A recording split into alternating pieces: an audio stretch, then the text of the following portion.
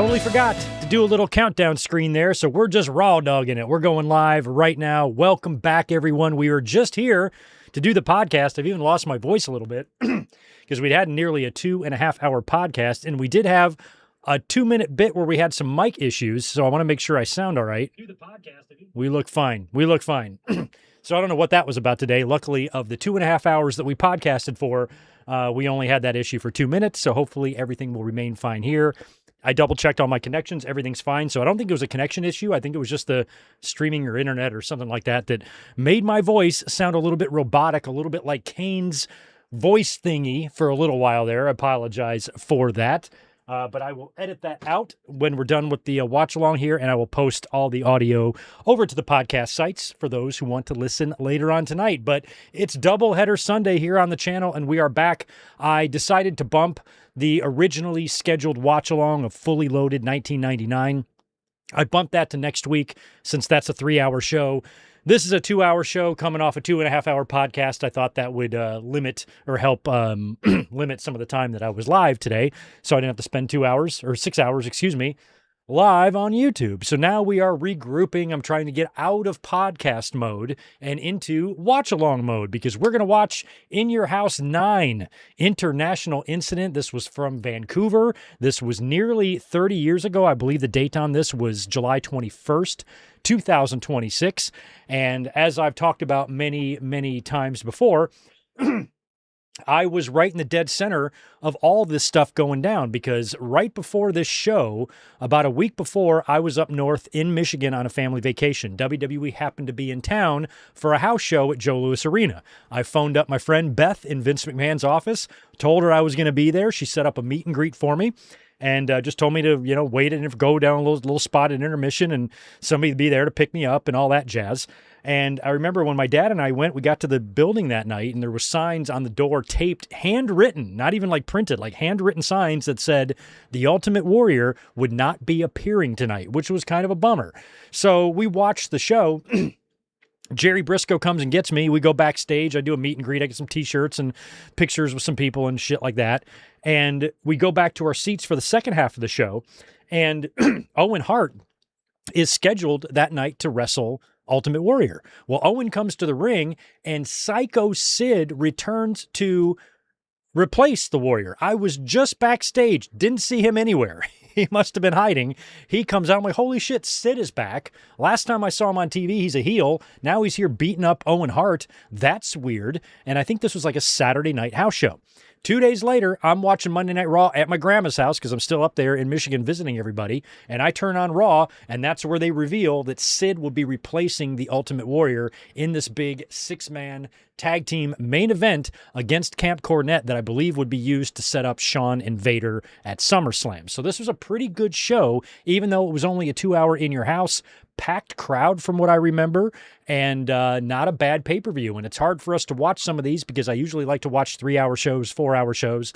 But whenever we have a double-header day or whenever we have a lot going on, those are a good opportunity to jump on some of these 2-hour shows, which is why I decided to do this tonight and bump Fully Loaded 99 to next week. So we are going to be watching this on Netflix. You got to go over to Netflix, find your WWE stuff, find the In Your House tab or vault, scroll down to the year of 1996, and then find International Incident.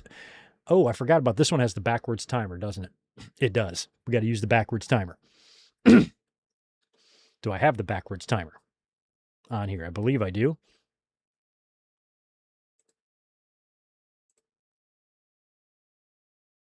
Anyway, I'm going to work that out in a minute. I got to figure out the timer part. Oh, there it is. There it is. Okay, we got it. We got it.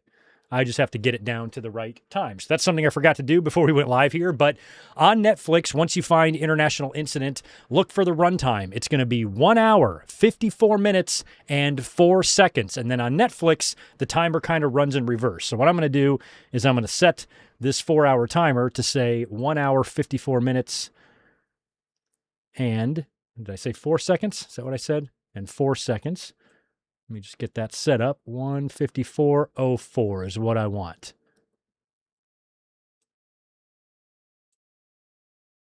No, come on. Come on. Almost there. All right, let me just count that down 30 seconds, and we'll stop it there. So, yeah, we're going to be watching this one on Netflix. Like always, in just a few minutes, we will all hit play together, and that timer will begin to run backwards. I just need to pause it. Once it gets down to 1:54:04, I got to hit pause. 10 more seconds, y'all. But in the meantime, go over to your Netflix, pull this shit up, get all ready. And we can stop. All right, 1:54:04. That is the time on In Your House International Incident. Before we get going, I will just say hello to everybody here in the chat. Welcome back.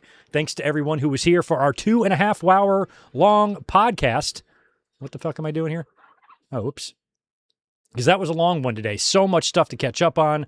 World title victories on TV. We've got pay-per-views coming up. So much going on. So thank you to everyone who was here. Now we have regrouped. Good to see Wesley back with his gibberish. We got Smack-a-Frog. Schmack-a-Frog is here. Right on. Melissa's back. George Morris, I helped you out down below. You got 2 super chats for us. First one is for 5. Hey, Greg, how are you and how is Tito?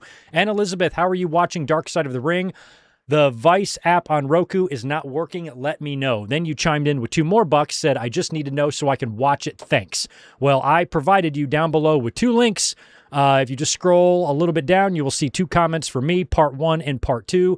I cut the cord on cable, so I don't have the Vice channel either, but both of these episodes turned up on YouTube the very next day. So one of them is on the actual Vice channel, and I think the other one is like by an independent uploader, but I downloaded both of those and watched them on the plane. So those links that I posted below should take you over to both parts, or the first 2 parts of the Jeff Jarrett and TNA episode. I don't have Vice. I do have the Roku app, but I don't know about the Vice channel there. I just found these episodes on YouTube. So, George, I hope that helps. Garrett, oh, thank you, Matt. See, I wouldn't have known his name. Matt Frewer was the actor from Honey, I Shrunk the Kids that I mentioned earlier. Big Russian Thompson. Viewers might also remember him as the voice of Hade's henchman Panic in Disney's Hercules. No, I don't remember that either. But earlier on in the podcast, when my mic started being funny, people were saying, oh, you sound like Max Headroom. And I'm like, oh, yeah, Max Headroom. That's a name blast from the past. And then I happen to know the actor who played him, and I mentioned it, and now Garrett was following up on some of that. Thank you for that. Good to see Michael Kumo back. We got Ben Espinoza, Ricky Salvador. It's Robert Ajax Johnson. Good evening. We got Trey in the house, and Michael Kumo is here with 5 more bucks.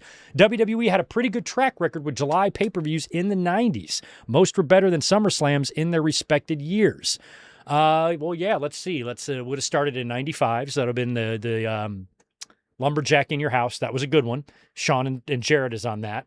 96 is this one, which is good. 97 is Canadian Stampede, another good one. 98, 99, and 2000, all 3 fully loadeds were terrific. Invasion in 01, maybe Vengeance in 02, and then after that, I don't remember what they did in July. But you're right. In the 90s, the July pay-per-views were all good, weren't they? Didn't really think about that until now. That's great. That's the way it should be. Middle of the summer, everybody's summer vibes, barbecuing, beaching. We should be having good pay-per-views. Anyway, good to see Joe Brill as well. Domo is here. We've got the Juliet. Thank you. It is good to be back.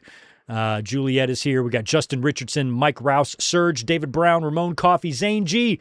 Angie Law is here too. So is Alan Carter. And Robert, I believe I got you. Thanks, everyone, for being here for another watch-along. This is the first time in a couple of weeks. I think the last watch-along we did was that NWO one I did at the end of the month. It's been a few weeks since we were here for like a normal watch-along, and this one still is a little bit abnormal since we're only going 2 hours here. So excited to take a look at the show. I watched it with a couple of friends, except I remember watching it, but I don't remember where we watched it. I guess we were at my house, but sometimes in these days I would go to my buddy Daniel's house or his brother's house or something. Daniel, if you're watching, you might remember. I know we watched this together. I just don't remember where we watched it, but we definitely watched it. And I remember the finish and remember all that. So anyway, let's watch some good old-fashioned In Your House 9 International Incident. I always think of Broken Matt Hardy. There was an incident. Anyway, we're going to watch an international incident right now. And we'll go 3, 2, 1, play, okay? All right, let me make sure my hands are on the correct timers. I have been known to botch the reverse timer before, but I think I can get it tonight. All right, let's do 3, 2, 1, play. All right, here we go on In Your House International Incident. All right, make sure this is right. Okay, we're good. All right, I just want to make sure I get it right. Here we go. 3, 2, 1, play. I did it. The World Wrestling Federation. So it was 1996, and they're trying to say for 50 years. WWE was not around in 1946.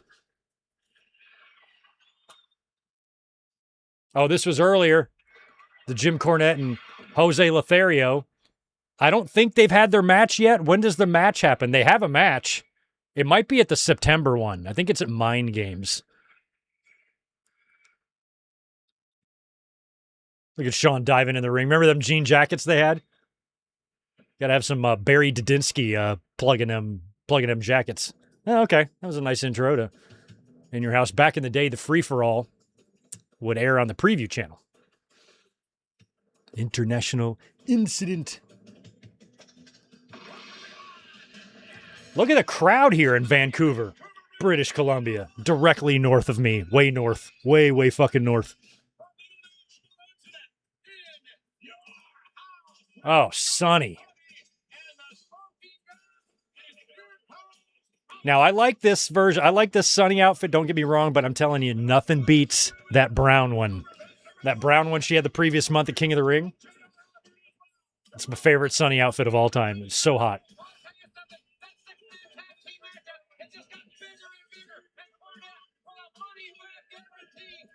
Ultimate Warrior got fired. That night that I had the meet and greet, the night he no-showed, those motherfuckers gave me an Ultimate Warrior t-shirt. I still have it. And they gave me his comic book. I'm like, well, they got to get rid of this shit, I guess.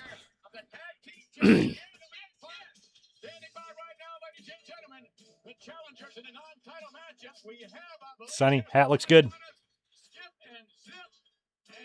These two motherfuckers.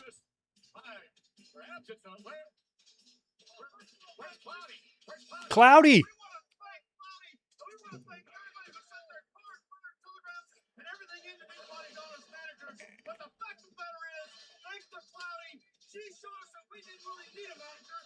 They got rid of Cloudy. They dumped Cloudy. Who does Pritchard remind me of here? His promo style. He reminds me of somebody.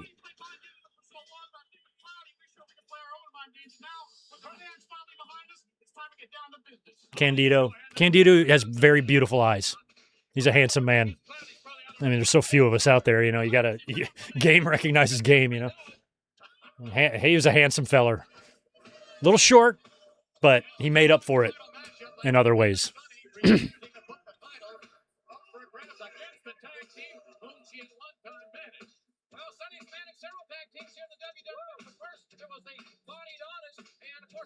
$14,804. We are pro wrestling. Hello, by the way, says for this show. I'm going to keep my eye on the chat this time. A lot of times when I'm podcasting, I'm focused. So when you guys are telling me I sounded like Kane, I didn't see it. So if anything happens to my mic, let me know in the chat. I'll make sure I see it. Bone Thugs tearing up the charts with Crossroads. That was a good song. My favorite is in Pineapple Express when Danny McBride is like been stabbed and shot and he's laying in his bathroom by the toilet. And Seth Rogen comes looking for him and he's listening to Crossroads. So good.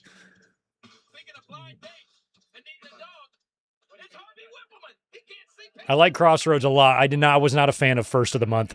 I don't know, just something about it. Crossroads was good. It's like we should not be celebrating poverty.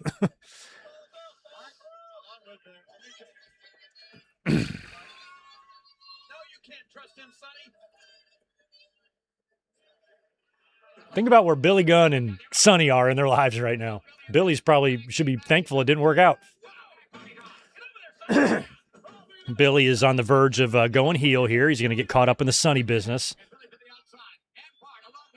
And in a few months, he'll be Rockabilly. And then in about a year or so after this, maybe a little longer, he will be an outlaw of the New Age variety.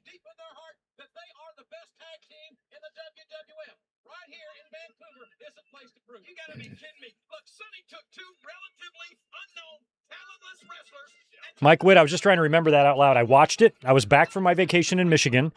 The previous week I was there and went to the show at Joe Louis and all that. A Warrior got fired. Came home, and I know I watched this with my buddy. I just don't remember where we were. I don't think I was at home, because usually when I'm at home, I remember. I think I was off-site for this one, because I also have no memory of owning a video cassette, a VHS tape recording of this. So we must have watched it somewhere else. My buddy had a brother, and occasionally, like once or twice, we watched a pay-per-view over there, and I think this was one of them. I think.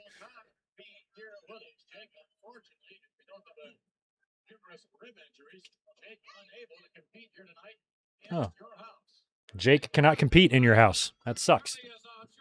You know, when I looked up the details on this, We Are Pro Wrestling, you might have some input on it.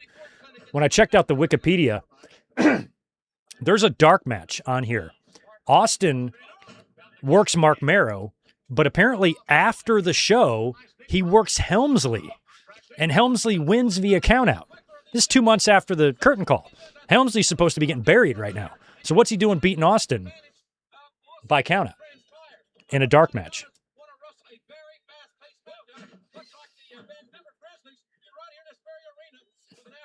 The Vancouver Grizzlies. They're in Memphis now. I think are the Canucks gone too?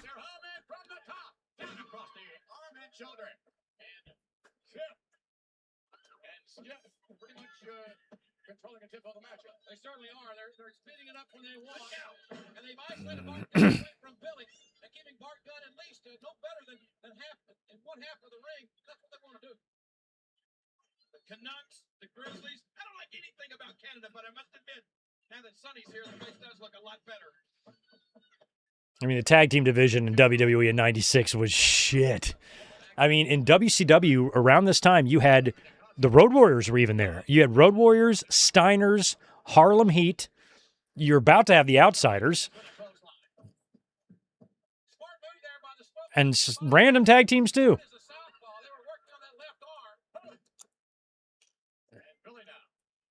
Variations of the Horsemen and all sorts of guys. It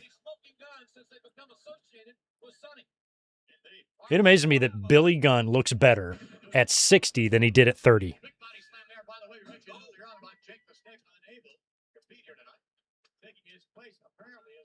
He's getting a little bit of build to him here. Like, he's got a little bit of muscle mass, but like in 93, that's another good example. Like, look at Billy's physique in like 1993 through 1995. It's like he doesn't go to the gym at all. He's got a body like Rod Stewart. But boy, did that change. Huh. Mike, you thought Tito chewed up a wire? Oh, man, he wouldn't do that. He was sleeping hard. I thought maybe just the connection wasn't plugged all the way in, USB-C or whatever's not all the way in, or the XLR or anything like that, but it was all fine. That Jezebel.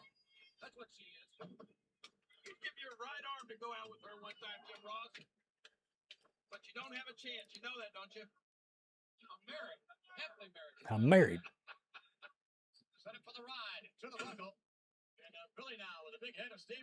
I remember being at a house party the night Tupac passed.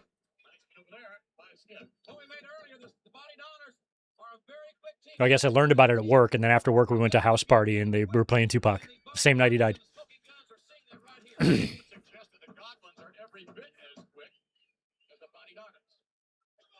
My favorite Tupac song is the one where he just diss tracks all them guys. Biggie and probably Puffy and shit. Like, what's it called? It's like my favorite Tupac song. I can't think of the name of it right now. That's why I fucked your bitch, you punk motherfucker. Like, it starts like that. Oh, my God. It's so good. It's so good. That's why I fucked your bitch. Oh.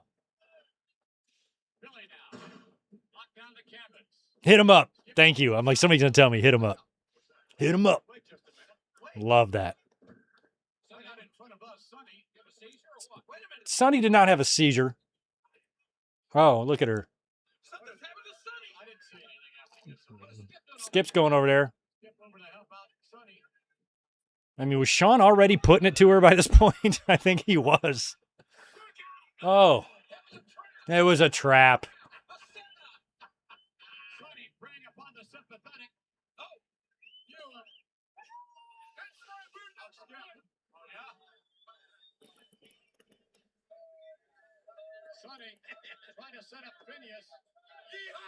Yeehaw. I remember thinking Bart, I always thought Billy would be the Jannetty. You know, I thought Bart had the looks. I thought Bart had the physique. I thought Bart had all the tools. To me, he looks like Randy Orton. Bart, doesn't he? Looks like Randy Orton.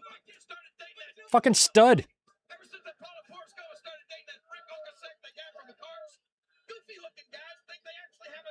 And Billy just had 100 times more successful career than Bart did. Fucking Butterbean put an end to that, man.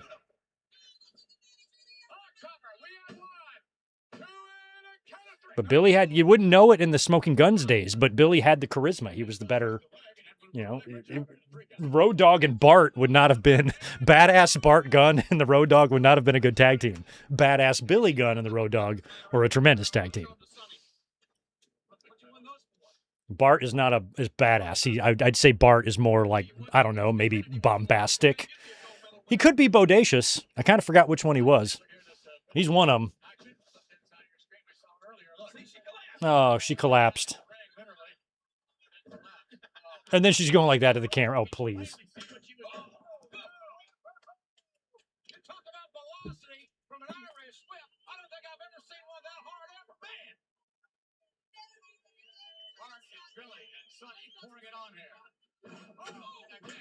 Damn, poor Skip. Now, Candido is about to get hurt because he works SummerSlam in a neck brace. So something happens to him, and then he's off to ECW. This is pretty much the end of Candido in WWE. I don't think he'd be back. Oh, I'd say Candido has a handful of matches at best left in the company, and he's gone. Probably 4. A couple of house shows and SummerSlam.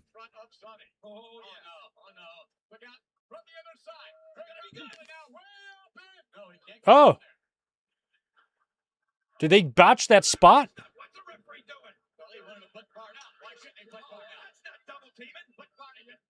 And we got fucking Harvard Whippleberger in there as a referee. And that's a normal spot that the Guns would do. I'm curious why they didn't do it.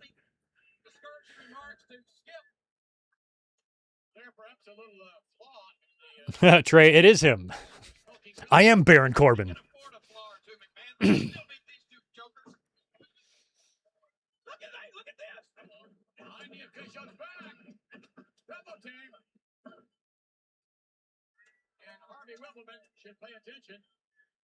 Yeah, Cuomo, Candido came, I think he came in 97. They were doing that ECW partnership thing or that small working agreement when like Rob Van Dam worked with Jeff Hardy on Raw in 97. I think it was in the same time period. But Candido came in to work Raw, and he might have worked Al Snow. I forgot who he worked. But he did work a match. But in terms of him being like a contracted wrestler, he probably still was under contract a little bit after, he joined ECW, but he would never go back. He would become no gimmicks needed or whatever in ECW and just stick with that. But he did make a WWE appearance, yes. But I don't remember anything in 98. I think by then he was in WCW. Him and Tammy went there in like 99 or something. 2000 maybe.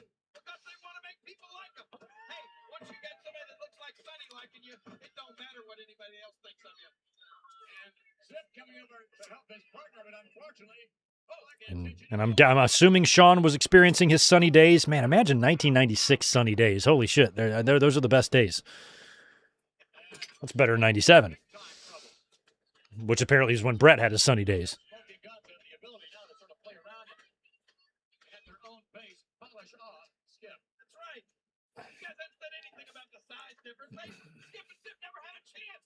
Bart was too tall for them to pull off that move. But they did the move all the time. That leapfrog, Billy would leapfrog over Bart, but Bart's supposed to duck a little bit, and he would land, he would like straddle the back of their opponent that's bridging over the rope. So that was a normal Smoking Guns move. But they stopped it in mid. I don't think Bart ducked like he was supposed to. Because otherwise, yeah, it's hard to jump over Bart.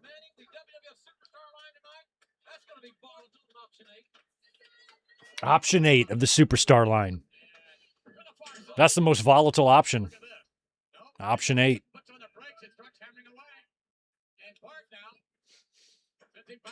You think option 7's fun? No. Wait until you get to option 8. That's where it's at. Nice high. Candido was so good too, you know.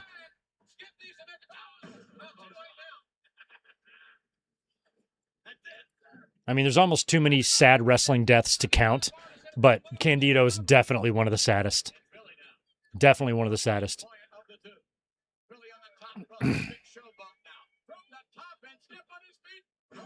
Oh, nice atomic drop.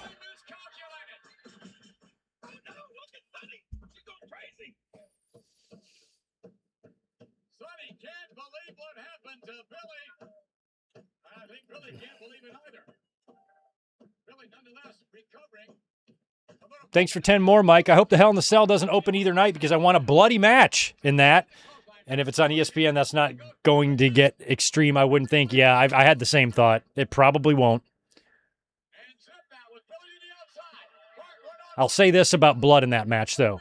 If it happened, it would be great, but I don't think you need it. I think those two have both delivered in their first 2 matches, and they can deliver enough without the need for something extra. So I think if you put blood in that match, you'd be doing it just to do it.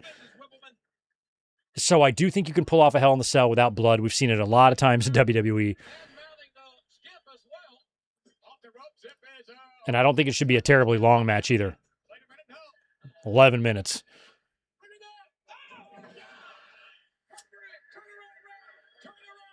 There we go. 1. Yeah.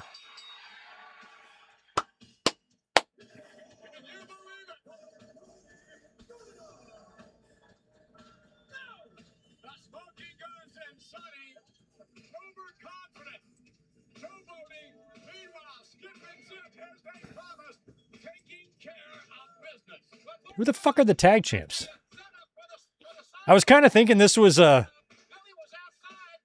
the titles. It's not. Who were the tag champs? It's got to be the Godwins then. It's got to be Godwins. No. It's not Godwins either. It ain't the Bushies. It's not the New Rockers. Is it Owen and Bulldog? No, it's not them either. What tag team am I forgetting?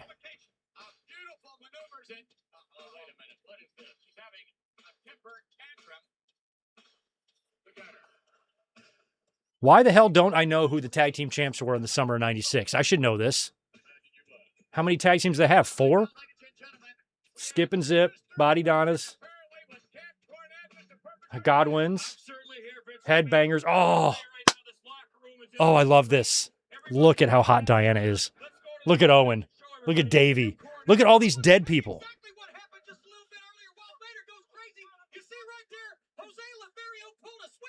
Yep, switchblade. I saw it. Yep. Cornette is lucky to escape with his life. Lothario showed up with a switchblade.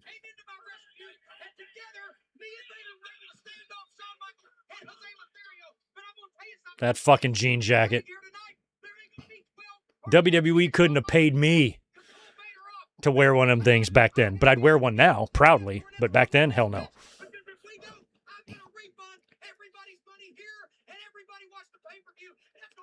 I don't think it's any secret that Davey was not faithful to that smoke show, and I don't know why. That's not the type of woman you cheat on.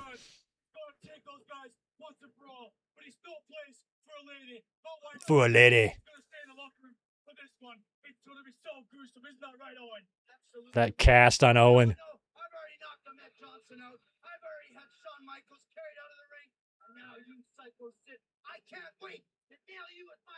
To nail you. There you go. Just like Shawn Michaels and that idiot Ahmed Johnson. We are the guys that are going to do it. Tap Cornette. Say one more thing before we go psycho, Sid. You think you're crazy? Well, Vader's no ain't all bacon. He ain't wrapped. Vader and Sid, they're no strangers. That is kind of cool. I mean, it's the first time they've seen each other since WCW.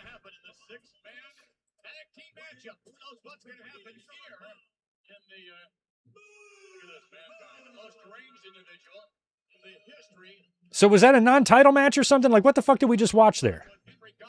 Okay, thank you, Pre-R Pro Wrestling. It must just been I didn't realize it was a why would it be a non-title? Why wouldn't the titles be on the line? Okay, yeah, I thought they were champs too, but weird. Oh, they're dubbing over. Don't go messing with a country boy again. This is just unbelievable. There's nothing weirder than this company dubbing over themes that they created in their own house.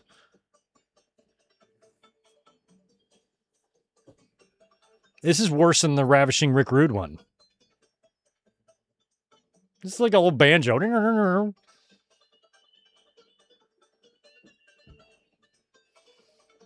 Something you hear playing, some good old-fashioned cousin fucking is happening. Mm-hmm.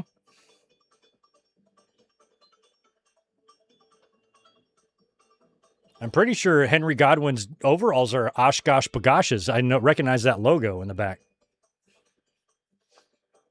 The yellow shirt.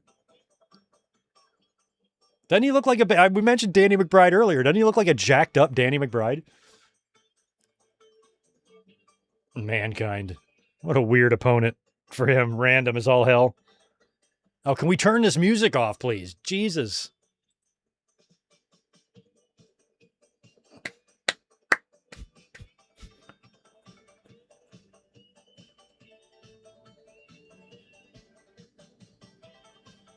Mike, I had a jean jacket too, but it was like when I was in middle school or elementary school, and I didn't have a picture of Shawn Michaels on the back. It was just more jean.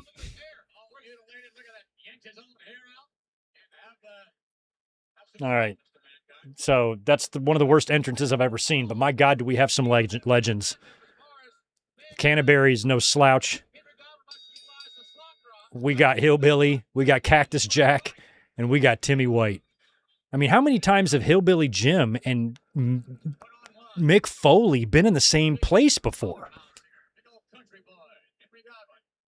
This has got to be the first and only match where Mick Foley and Hillbilly Jim occupy the same ringside area. There's no way there's another one.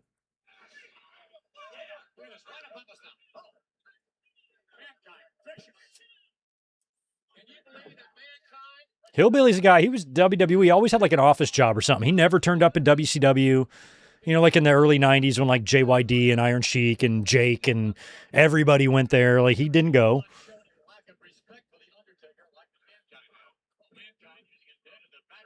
He was always pretty loyal.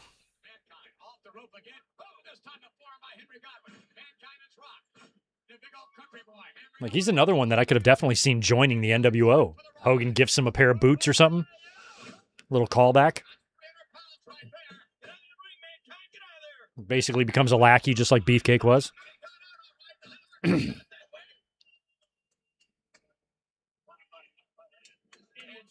Stupid gimmick and name aside, Henry Godwin was Haas.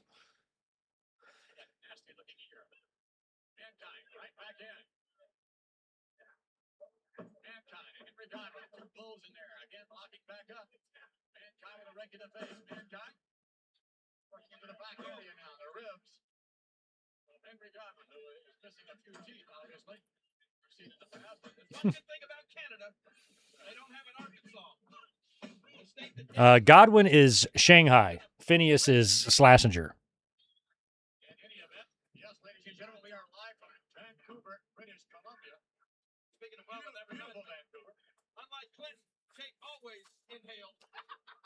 Oh, my God. Oh, yeah, 96. Is this when Clinton said he didn't inhale or whatever? Oh, my God.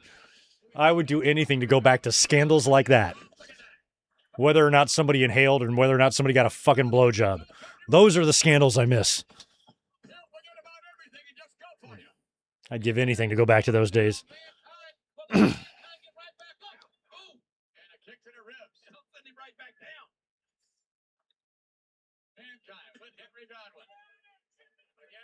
There's a different time. I mean, I was 18 years old and I paid, or 19. I paid no mind at all to politics. There's really nothing going on, no wars. Everything was peace. The economy was fine. There was no thoughts in your head of terrorism or anything like that. Like, it was just living your life, man. And that all changed on 9/11. And then I had a completely different view. I'm like, oh, I have to start giving a shit, don't I? And I've been voting in elections ever since.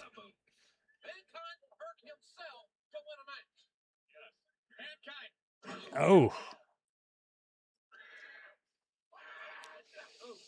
That is his own hair is yanking out of his head. You wish you could say that.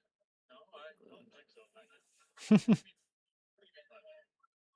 Looking at Mankind's head, it makes me wonder, have you renewed your membership in the hair club for men? The Vince McMahon toupee jokes go back so many decades. And it would take until what, WrestleMania 23 in 2007? Jim Ross, it was his real hair all along.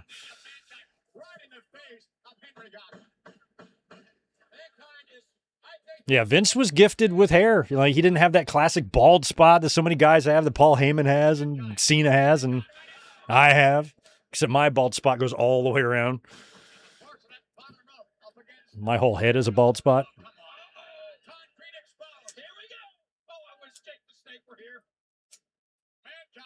Oh.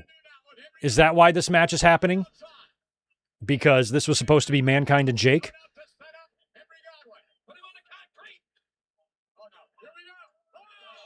Oh, terrible looking neck breaker.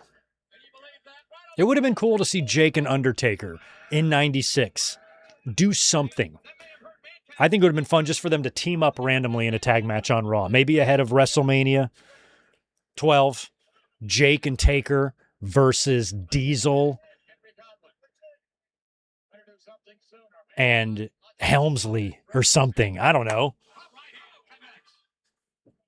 That would be an awesome match. Jake and Taker versus Diesel and Helmsley. Why didn't they do that?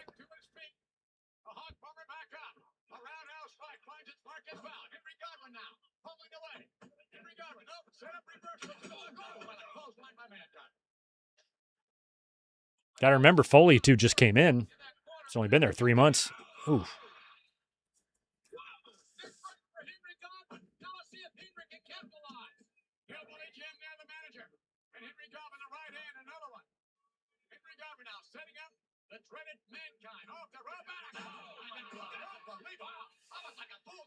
I got to say, the most handsome man in this match, of all the 4 dudes you have out there, is the one with the mask on.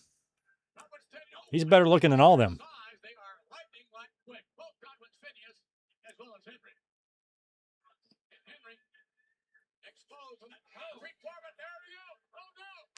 Oh, there's that bump that Foley loves to take.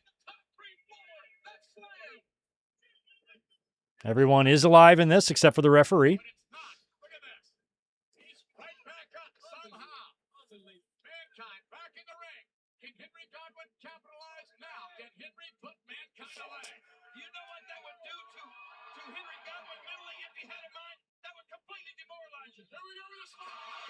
Oh.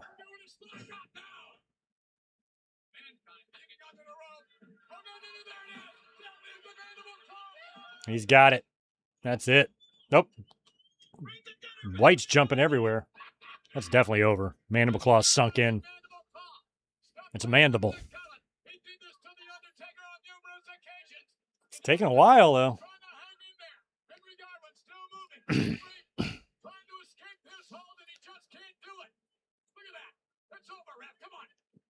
It just feels like all you're doing is trying to gag him.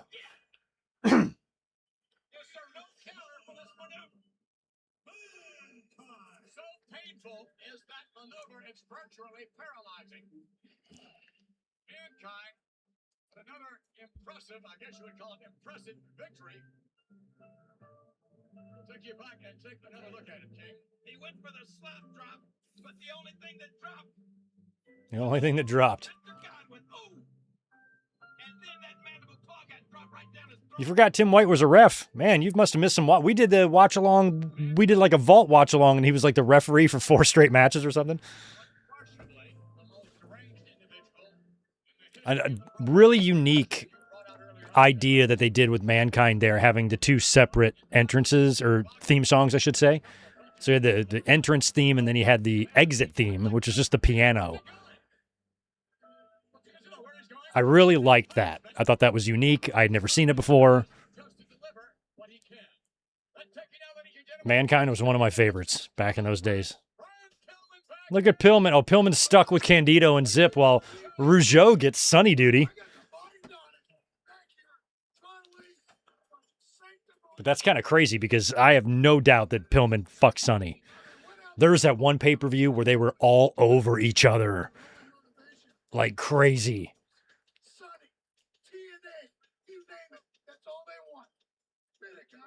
Admit it, guys.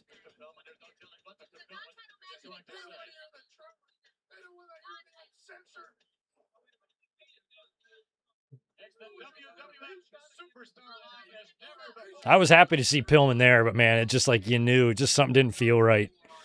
He got in that accident, and then when he got in the ring, you could tell how limited he was, and then multiple surgeries. I mean, I don't even know how many matches he had in WWE. 10 maybe, if that.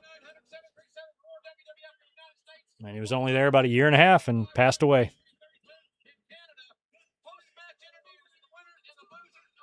All right, here comes the ringmaster. That is not a good look. Austin's got the mustache coming off to here, and then there's nothing here, and then he's got the bottom. You can't do that. You need to get that white shit off your ass, too. I don't know what that is.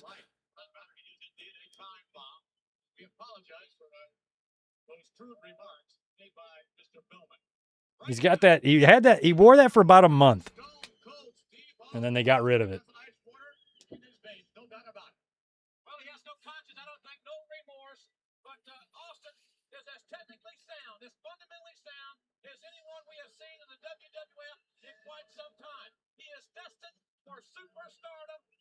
And Austin is either about to have or has already had the match with Brett overseas. I think they had a match or 2. And here comes the guy that was probably making more money than Steve at the time, and that Vince thought would be a star. Vince is such a moron. There's so many examples of him being just fucking stupid as all hell. And he was so enamored with Mark Marrow and with Sable, and he signed him up to guaranteed deals. And you could definitely tell that Marrow was going to be pushed, but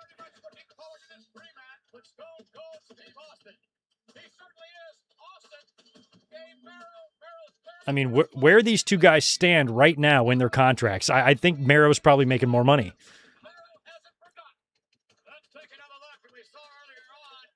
And Marrow is also about to kind of dump this look. Right now, he's got the black vest and the black trunks.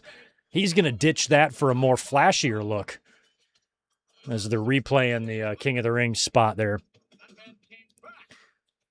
But then Marrow started, he's about to win the Intercontinental title. And then he will change his look up. He'll come out and he'll be like, they'll be like Macho Man and Liz. He'll come out with the robes. Sable will have the evening gowns on, and they kind of change that up a bit.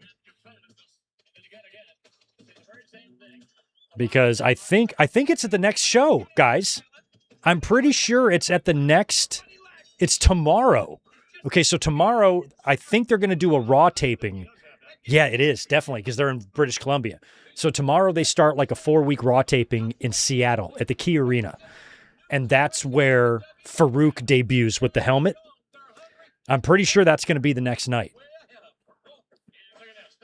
And he injures Ahmed.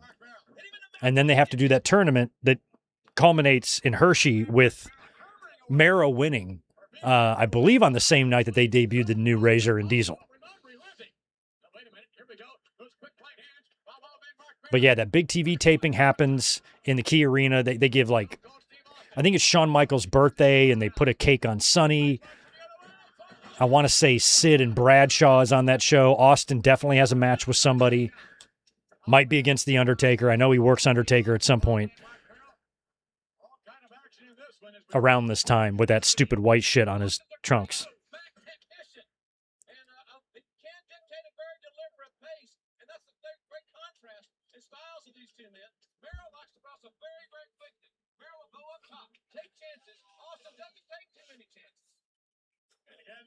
On the outside, a moment ago, that wild man Mark Merrill showed him anything to encourage the wild man on to victory.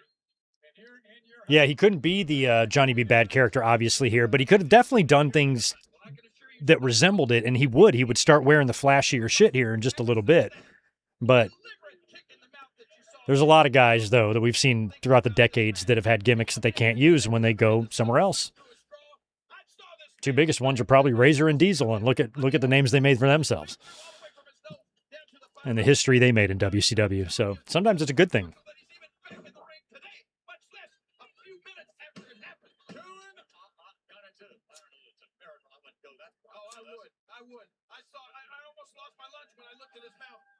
Ew. He has been thinking about nothing but this moment to get his hands back on Mark Merrill. Mark Merrill with a head scissor at the moment. This is kind of like they've done this before in July. This is Brock versus RVD, right? Because I think Brock beat RVD in the finals of the King of the Ring, and then he wrestled him again in July.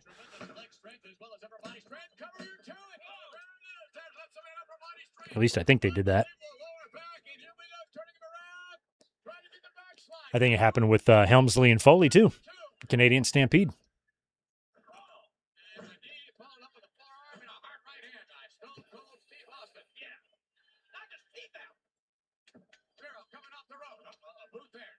And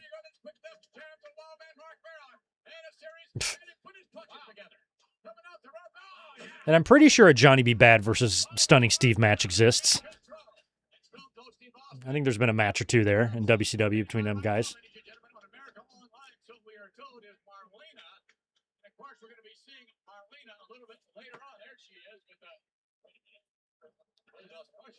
Yeah, the logo on Austin's tights did not look right. And I think even at the time they knew it because it did not last long. I think it only lasted that set of TV tapings. He's going to wrestle in that through the Key Arena shows. And then I think by the time you get to September, it's gone.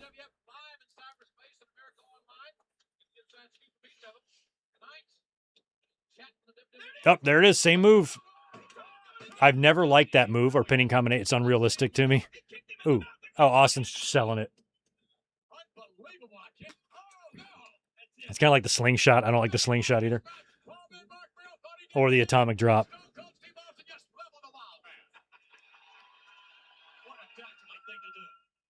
Or the slingshot when you bring them in from the apron by pulling the ropes and they go flying over. I fucking hate that.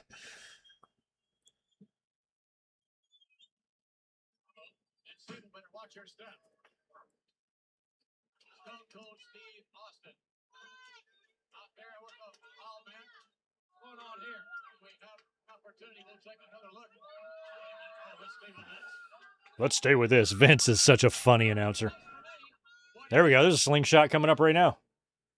I think that's what he's going to do. Just don't hit your head on the ring post.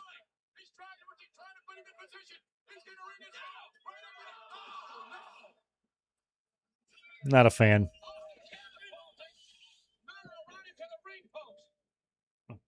Nah, yeah, Zane, that's where I would expect to see that match is on Saturday night. No other place for it. On the mothership, baby. That's what's that on TBS 605. On the mothership. I miss the mothership a lot. Wish the mothership was still here.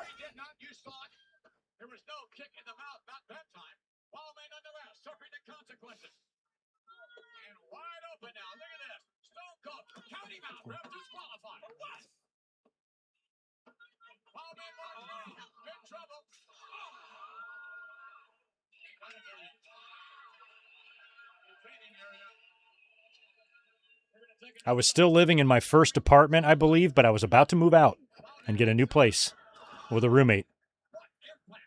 My rent was $170. Now it's 4,200. Oh my God. He's relentless. Austin is absolutely relentless. So very, very focused. And he's throwing it alone. Long man Mark Merrill. A flashy type of a style, a risk-taking style, and it looks like he's going to have to take a risk here in a minute. Otherwise, U.S. title match at Slamboree 94. I think we've watched it. from the corner. Long man Mark Merrill in trouble. Here we go. And if we did, I bet you I was talking about their 96 shit. Kicks out. And Stone Cold driving at the official. Look at how quickly Austin went for the cover. He went for the kill. I like this match so much better. Well, their King of the Ring one was good too, though. But without Austin having to wrestle again, I like this one way better. Still not sure why he wrestles Triple H later, but But he wants to punish him a little more. Inflict a little more pain. I told you he's got that mean streak. He likes to add the straw that breaks the camel's back, McMahon. Still looking on in a wild man Mark Merrill. Likewise has shown us that he can take great sums of punishment and still keep coming back. so imagine how rich we'd all be if we had $170 rent or mortgages. Oh my God. Just give me 1 year of that. And straighten those back muscles of the wild man. Wild man Mark Merrill now. The money I could save. Come on, rep, get him off. Look at this. What's the point of that? He's adding insult to injury, that's all. Right. Just showing he can do it.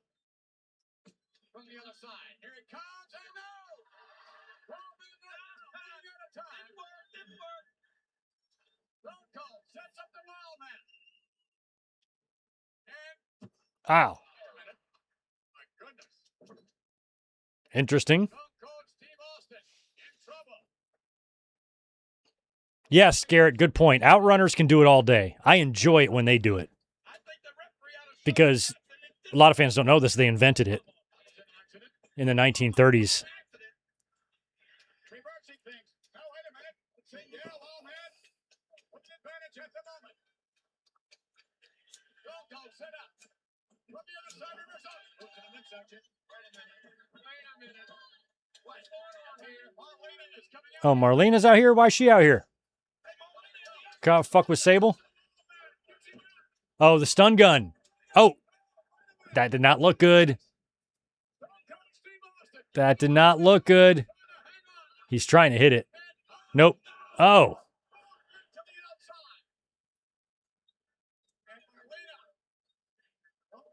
Why does Jerry Lawler get the present?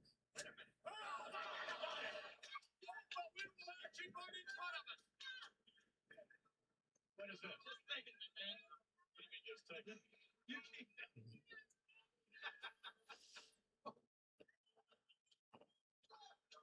Oh, is that when they do the thing? Are they setting up a thing with Lawler and Goldust? Oh.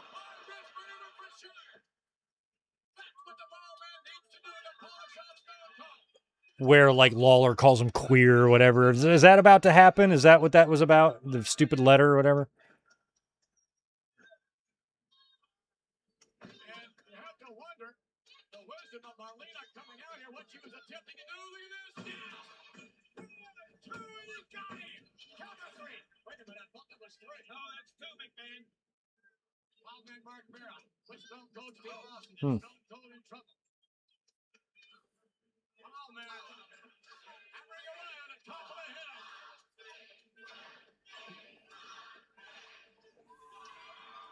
A call to the wall.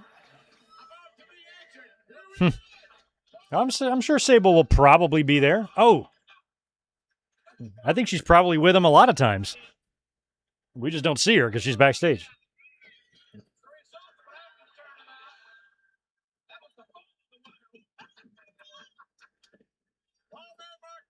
But then I'm sure there's some times when she's not there. Oh. Oh. Smart by Mero. He holds on to the ropes.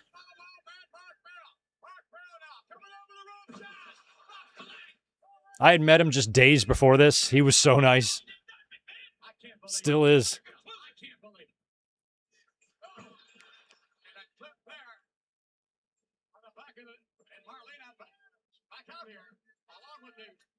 And there it is. Oh, wow. That was kind of more almost like a cutter.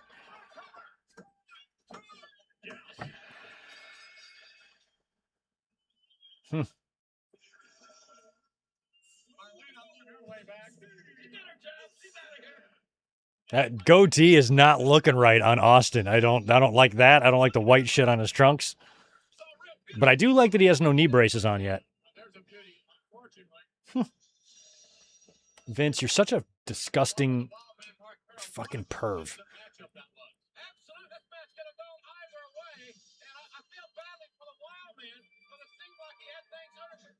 I mean, Sable is literally has a contract because Vince McMahon's a pervert. She walked in with Mero. He forgot all about him and could only focus on the beautiful woman that's in the room and gives her millions of dollars. And people do this to him. He's literally like the most pathetic type of man that there is. And people worship him. Sounds like a theme in this country.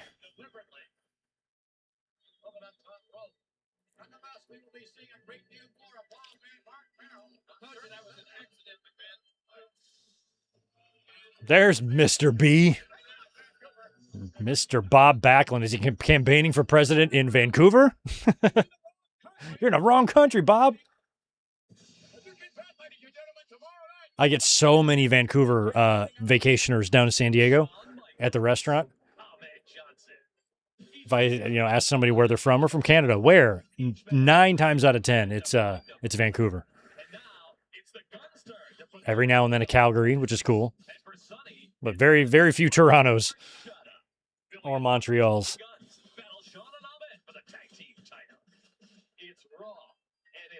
That's right, Sean and look at 857. So Sean and Ahmed get a tag team title shot. I forget how the Guns survived that. It might be because of the attack. Then I think it's because of the attack. I mean, maybe that's when Farouk attacks, but I'm pretty sure the Guns keep the titles.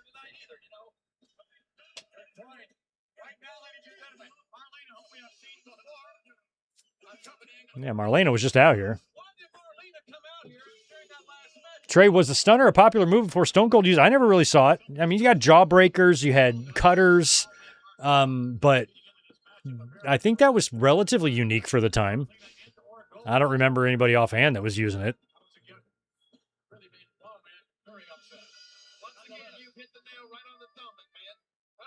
Yeah, we got to watch SummerSlams, don't we? Why aren't we watching those? And why do I have fucking Fully Loaded scheduled for next week? Good point.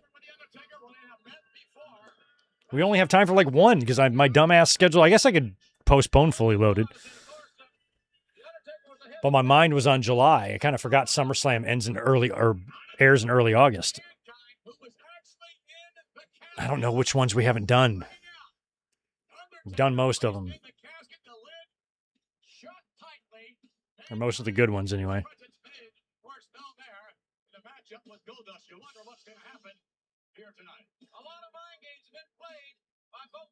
Let me know if there's a key one we haven't done. But I know we've done like 88, 89, 90 for sure. 91, I'm sure we've done. Yeah, 92, we've definitely done 93, 94. I don't think we've done 94. I don't think we've done 94. I could be wrong, but I don't think we've done 94. I haven't wanted to watch it. It's painful. Oh, no, I'm thinking of Survivor Series. I'm an idiot. No, we've done 94. 95, I think we might have even done. I don't remember if we've done 95. I think we have.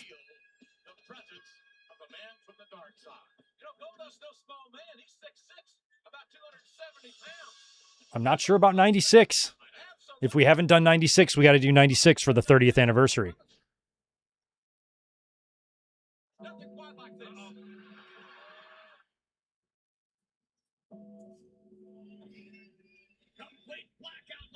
No 96.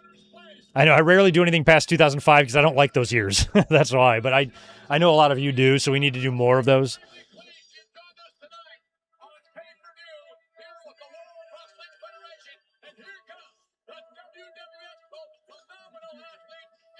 Listen to Vince. He's got to get the World Wrestling Federation out there. This is one of their top guys. He's got to P.T. Barnum him. He knows the WCW has fallen ass backwards into a pot of gold just days earlier with the Hogan heel turn. And he knows they're in trouble. You could hear it in his voice. The truth was all in there.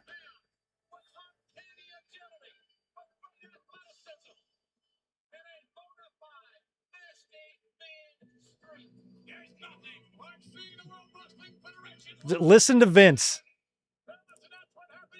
Wait till Sean comes out. He's going to be fucking jizzing himself.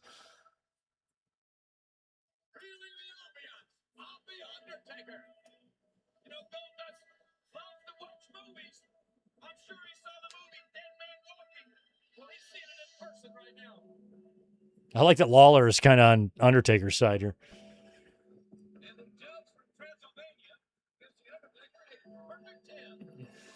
Zane, I think we did Highway to Hell. I think we did 98 too. We've done so many of them.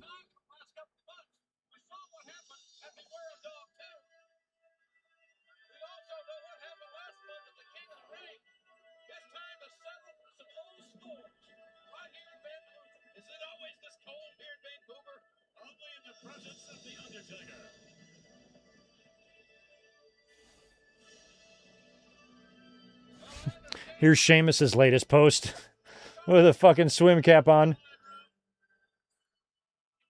Or excuse me, Farrelly.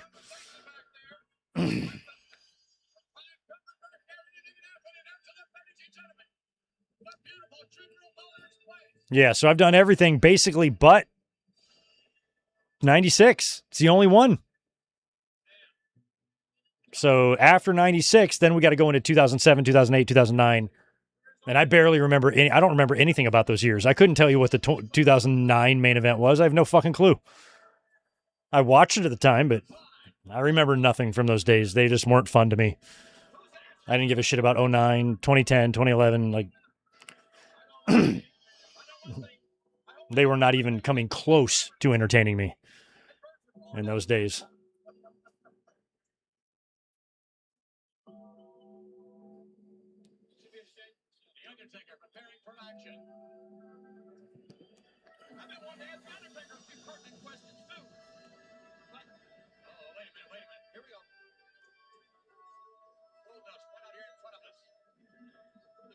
The funny thing is I think they go one more here. This does not end the feud. They have Mankind, or Taker's in the middle of feuding with Mankind, but he has a little side feud with Goldust because they worked the Beware of Dog, and then there was a coffin match in there somewhere, and then there's this one, and I think they work September. I think they work Mind Games too. There's another one in there. It's like Final Curtain match or something somewhere, and I think that might be Mind Games. So Taker kind of ping-ponged off Mankind and Goldie in the summer of 96.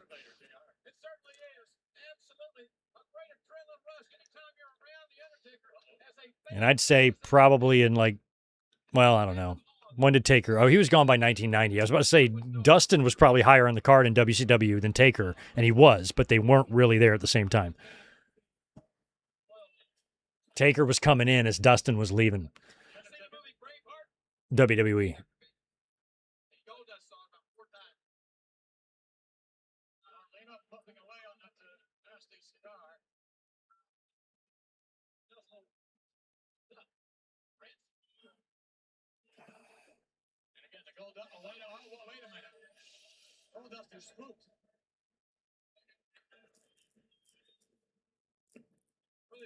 Oh, 2008, that was the year where when did Jericho punch Shawn's wife? I think that was 08. I do remember a little bit of that one, but I don't remember the main events. Oh, wait, I guess I remember 09 then. 09 would have been Punk and Hardy, right? I could watch that. Maybe we can get 1996 and 09 in before. No, we can't, because the following Sunday is Redemption. So we can only do one SummerSlam. And it's going to have to be next week, and we're going to have to bump Fully Loaded and postpone Fully Loaded indefinitely. I think 09 might be a better show, but we're missing a 30th anniversary watch along for 96. We can still, what am I talking about? We can do this shit in August. We can still do this after SummerSlam. So let's put 99 on the calendar somewhere. Maybe the week after SummerSlam, we'll get to 99. Or we'll get to 96. We'll do 99 next week. Oh.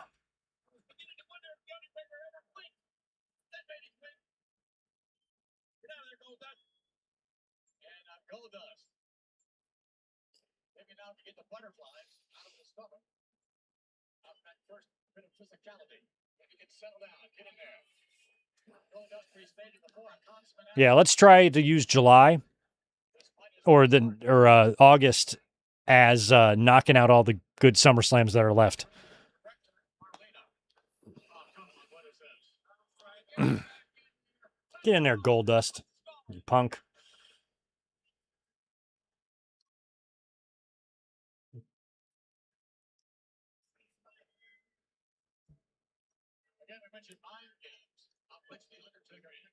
Fucking Corderis, what a douche.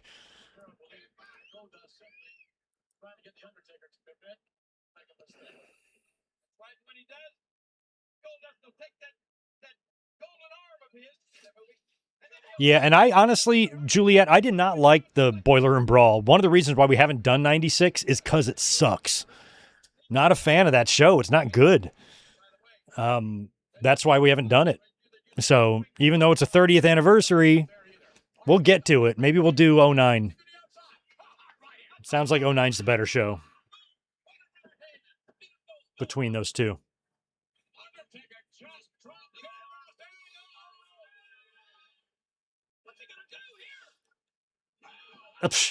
Choke slammed him on his ass on the steps.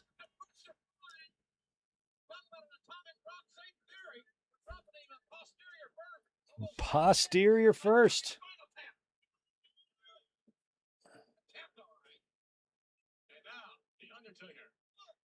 Still waiting for Goldust, and he won't wait for long. Goldust on the outside, the official picking up the count. I mean, I've talked about this before in 96, how much WCW existed. I mean, this whole match is WCW. It's fucking Mean Mark and Dustin Rhodes and Alexander York. And the last one was Stunning Steve and Johnny B. Bad. The main event is going to have Vader and Sid Vicious. We just saw Cactus Jack in the previous match against Shanghai Pierce. Like, there's so much WCW in 1996 WWE.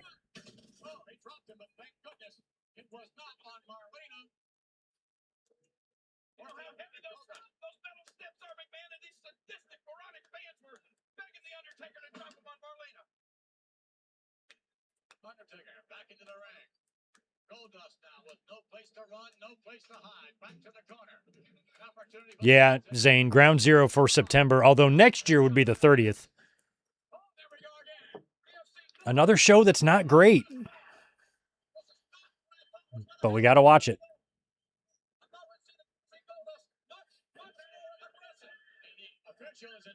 What is Goldust doing? Biting? Ugh. See you in 2027, fully loaded. I don't know. We might still get to it. I'll readjust. I knew I was probably jumping the gun on that. I just wanted to get some work done before I left. I'm like, maybe I can post a link for the watch along so when I come home, I don't have to worry about finding one or figuring one out to do. But I was kind of forgetting that SummerSlam is early August, and we should already be watching those.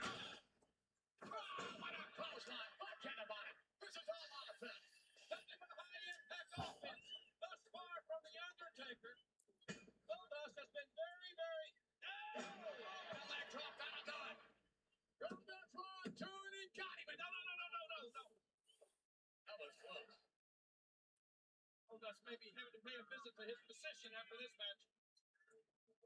Not your strange love. You're a riot. And a thumb to the facial area. And now, here's some of that viciousness that we talked about before. You want to upset? You want to upset? There it is. That's what we expected to see. And to the knuckle. That outfit by Goldust. You can see his knee brace outlined through it, but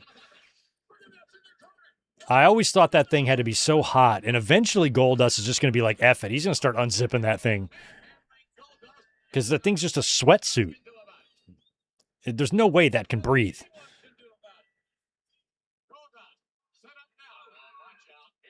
Ugh. I mean, a crack of his ass, too. Like, Jesus, it just has everything, has something for everyone. Like the swamp ass he must be having.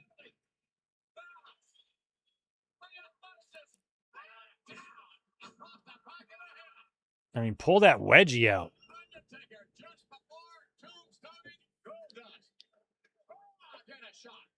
I've had a few interactions with Jordan Corderas, and one time I just bodied him something terrible, and he was arguing back and forth with me, but that was the one I blocked him, or he blocked me, excuse me.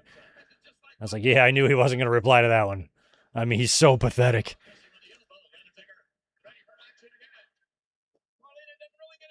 He tries so hard to get on the grift train, and he just can't hop on. He doesn't have the speed, the endurance, the smarts, the brains. It's the easiest thing to do is to get on that fucking grift bad faith bullshit train, and he can't even do it right. He fails miserably at it. I'm like, the dumbest people in the world succeed at this, and you fail.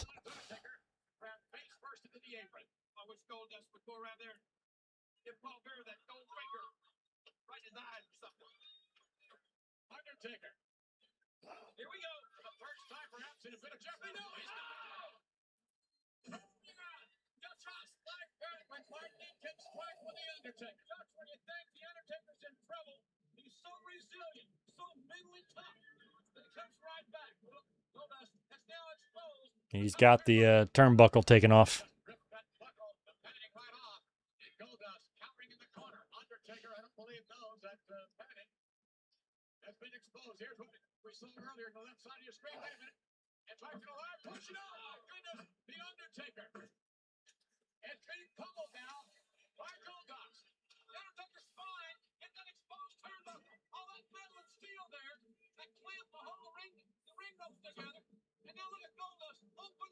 Yeah, I don't think Taker wrestled Cody either, but I mean, he wrestled his dad in his first match in WWE, his debut. Dusty was on the other side of that team.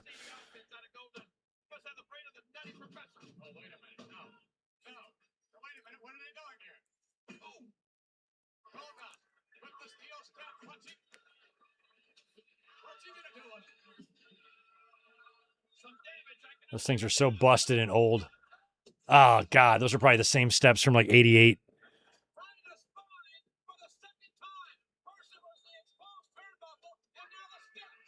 I mean, now the steps.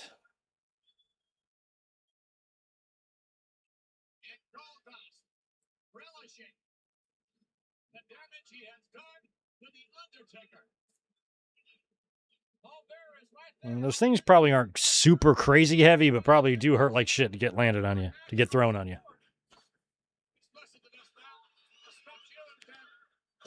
Ow, God.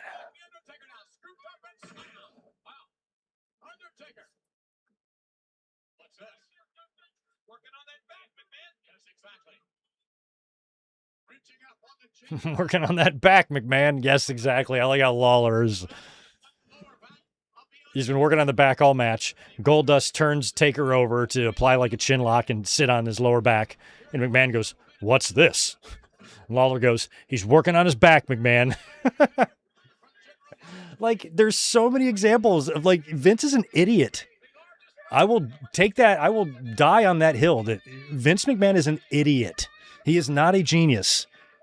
He is an absolute fucking moron.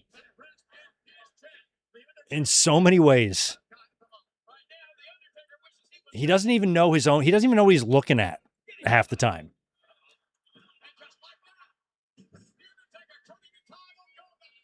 Never had a concept of what's popular or what will work, you know, with fans or what's going on in pop culture or especially other wrestling organizations. Completely clueless to anything beyond his fucking WWE bubble. Even in the simulcast, he's like, Ted Turner's going to come down to the ring. I'm like, Ted Turner has nothing to do with this shit anymore. He's a fucking obsessed weirdo.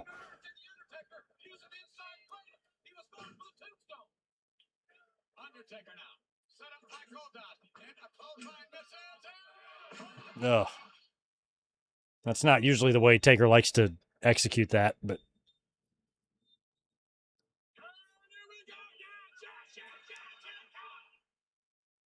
Uh-oh, here we go.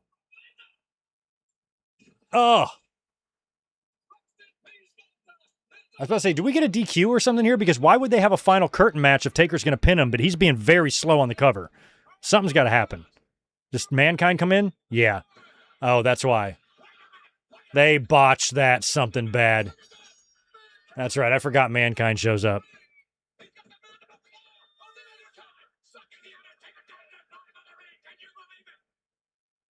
He was way late on that. I was about to say, because if Taker tombstones and pins Goldust, there's no reason to work mind games. But when Taker was taking all day to pin him, Mankind's trying to carve his way out from under the ring. Oh, and now the smoke, of course. The Earth ate Undertaker, and that's the burp.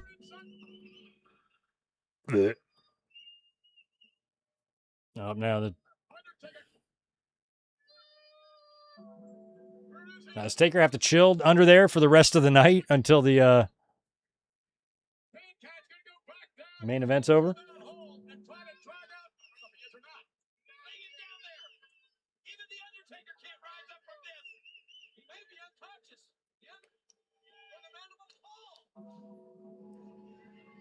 I mean, it's just under the ring.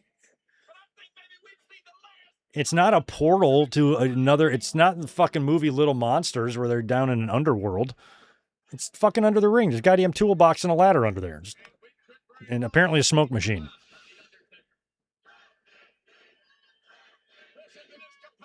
He didn't get sucked into fucking Eternia. He's He-Man now. Like, why do the lights have to flicker? This is what I'm talking about. When people, like, get mad at, like, Will Ospreay and Swerve kicking out too much because it doesn't make sense. Just be quiet. Oh, look, there he is. He's on the other side. He lives. Now you done fucked the ring up. We got a main event. Now you got to wrestle with two holes in the ring.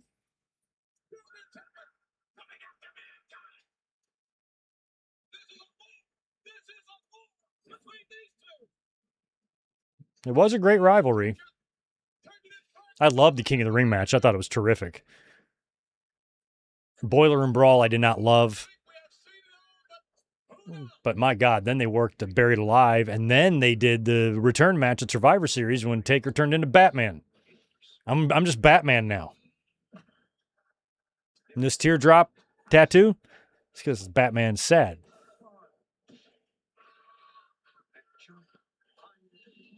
A lot of leather. Get ready for a lot of leather.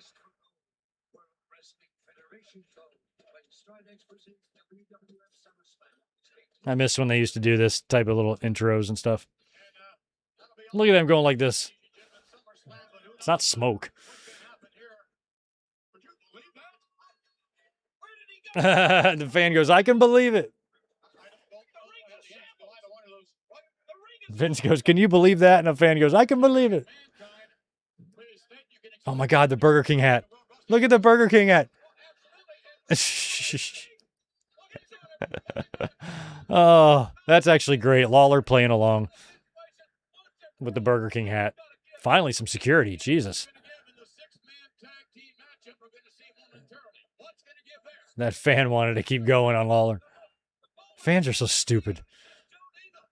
Fucking animals. Ordinary jungle beasts.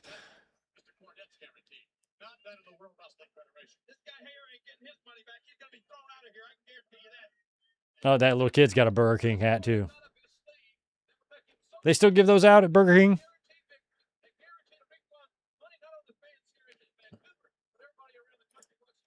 Free crown? Oh, there we go. Oh, this must be where the Boiler Room Brawl match sets up then. They're brawling in the Boiler Room.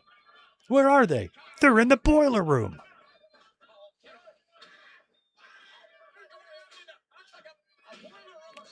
A boiler room of some kind. And then they robbed the fans in Cleveland and Gund Arena of having an in-ring match by putting up little TVs, like 36-inch TVs or something at ringside for people to watch on a little TV. Got to regain video facilities. All right, they're killing time because they got to fix the ring, put the new mat on and shit.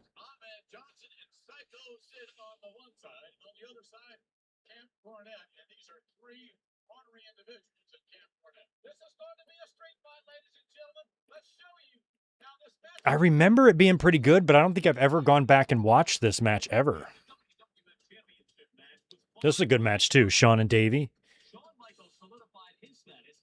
We probably watched that 4 years ago, maybe even 5.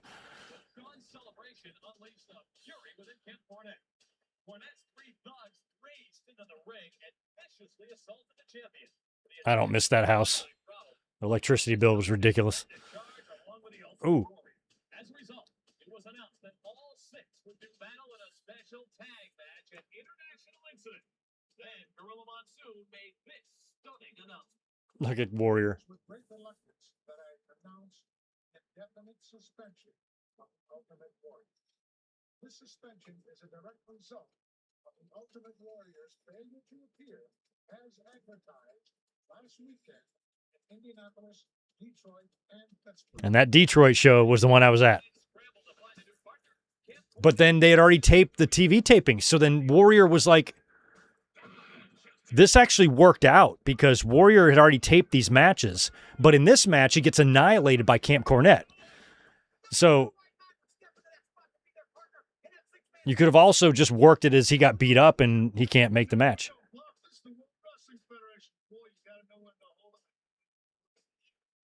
Surprise, surprise, look what we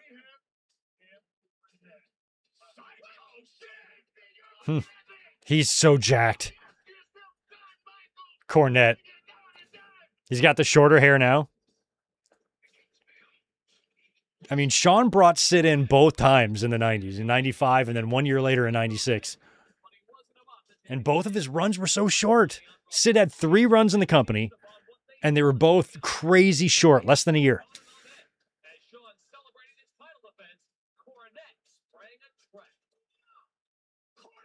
Cornette. There's Rene Goulet and Tony Gurria chasing him. It's an ambush. Oh, Jesus. Oh, the music. Sid ain't playing this time around. Like last time Sid was on TV, he was a bitch. He was a glorified jobber. Vince made him Diesel's bitch. And then after that, it was just all done. Then he was Shawn's bitch. And then after he's done being Shawn's bitch, he was just everybody else's bitch, and then he left. And now all of a sudden he's back, and he's going to win the title in a couple months. Look at Ahmed.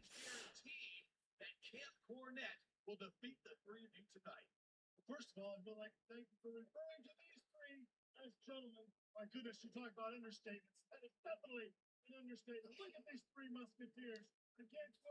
Quite the foursome there. Was a little bit of sword fighting. But you mentioned it before, and now I'm going to mention it. You said this is going to be a gang fight. Well, take a look at my gang. We've come here, and I've told you once, I'll tell you again. You shouldn't bring a knife to a gunfight. Ahmed Johnson and Psycho Sid are going to be backing up the Heartbreak Kid, and one way or another. I'm like 1 second off. Not too bad. Ahmed? Oh, Mike, I'm going to say, Doc, the talking is done. Now it's time to talk it the way you walk it, Cornette. See, what he's trying to say is this, my friends. The game we play tonight is real simple. You walk the aisle, 6 men enter, but only 3 men survive. In the game we play tonight, I am the master, and my friend Shawn Michaels and Ahmed Johnson are going to be there with me at the end. And baby, what's gonna happen? I tell you what, one person I wouldn't want to be is Jimmy Cornette, and 3 other people I wouldn't want to be: Bowen Hart, Bulldog, and Vader. What are you gonna do when Master Psycho Sid gets a hold of you and Ahmed Johnson beats you around? And boys, please beware of some sweet chin music, because if it happens, you're going down. Sid. Sid, look, he's bewailing. He's bewailing for sweet chin music. It might come at any time. Oh, my God. Oh, God. Vince is going to do it again, just like he did for Taker.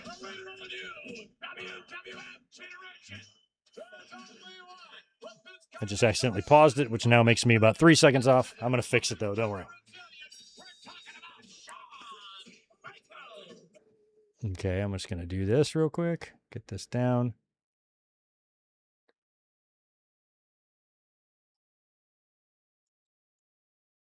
There we go. Almost there.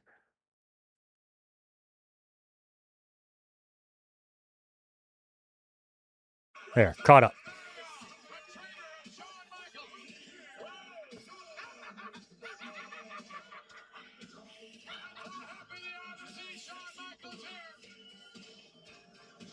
I love when that gate fell. I swear they planted that.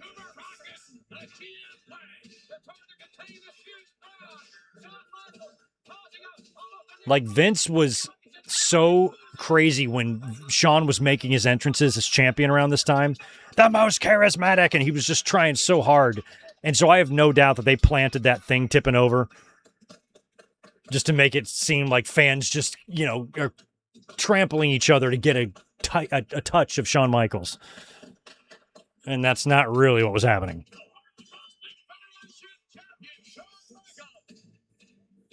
I mean, fans like Shawn. I liked Shawn a lot. It's just, he's a stripper.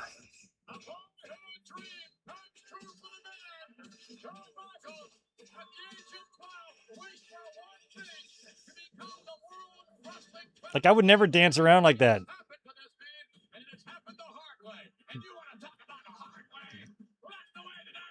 Unless, of course, the camera's rolling, then I'll shake it. We're going to get all separate entrances here. And in an alternate universe, I would have liked to see what would have happened with Shawn and Warrior, you know, being on the same team and now interacting on television, and Warrior being the prick that he is and Shawn being the prick that he is. I think Warrior probably would have kicked his ass, because everybody could kick Shawn's ass. But I think Shawn probably would have out-politicked him. And it just sucks that the click wasn't there, you know? Because if he had Razor and Diesel and Triple H all there with him, they would have muscled Warrior out. They just wouldn't, I mean, he quit anyway, but they would have made him quit. And if it came down to when Vince had to choose, I think he'd pick Shawn in the click over Warrior. Because Warrior's a fucking nut job. And here comes Sid. Suddenly he's back, and suddenly he's a babyface. Now that Diesel's gone, now Vince wants to push Sid. If I was Sid, I'm like, yeah, thanks for the opportunity and everything, Vince, but I was just here last year. You were all about Kevin Nash, you know, and look where he's at. He left you. Now you want me?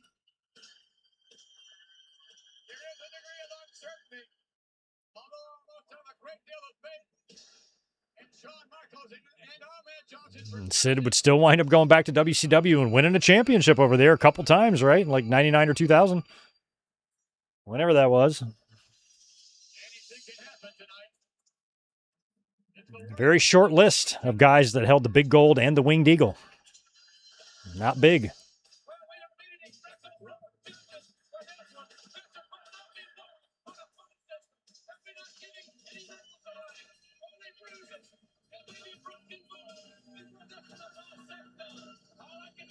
Well, I guess basically everybody except Austin, every winged eagle title holder also held the big gold. Hogan, Savage. Oh, not, I guess not. Well, Taker too. Yeah, all of them.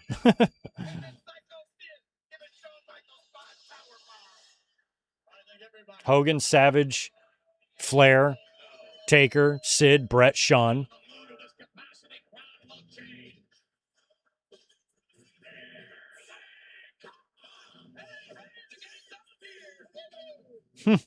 Here they are. Vader's raising their hand already. Camp Cornette.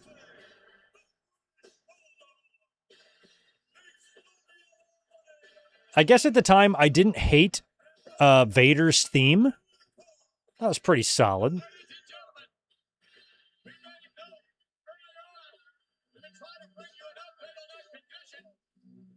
The way that mask smashed his nose down was always so funny to me. Look at Davey and Owen. My God. I miss these days. I miss 96. I remember 96 pretty fondly. I was getting out on my own. I moved out at the very end of 95. Got my own place at age 18. And I just remember watching all this.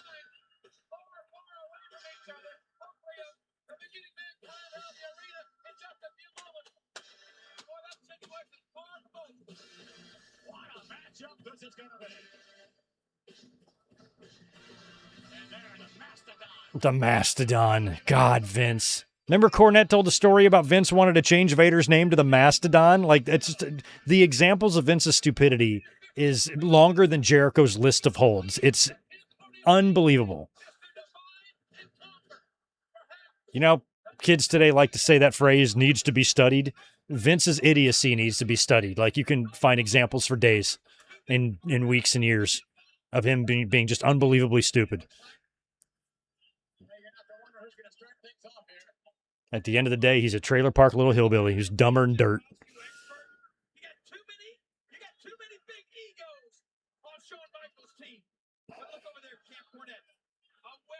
The Mastodon.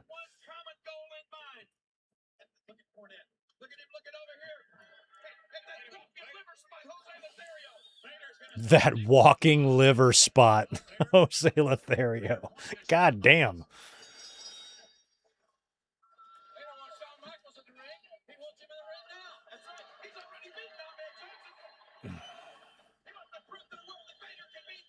There we go. Vader and Sid for the first time in WWE.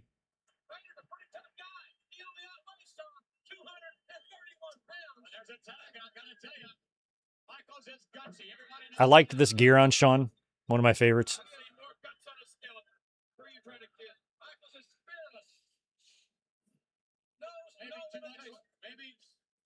Yeah, I know Vader was on Boy Meets World, but I never watched Boy Meets World. I was maybe just a hair too old for it. I was already sitcommed out by that time. I was watching Seinfeld and shit. I wasn't watching Boy Meets World.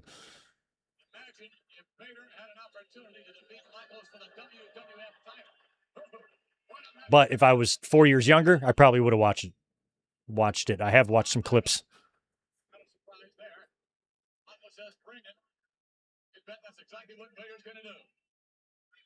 And I knew a kid. I knew I think that's the show he was on. Lee Norris.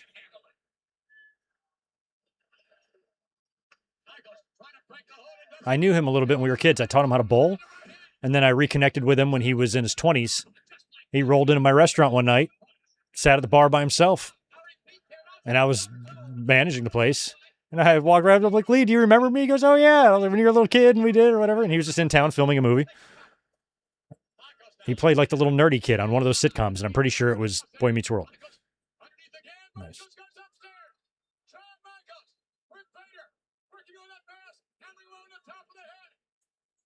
Wow.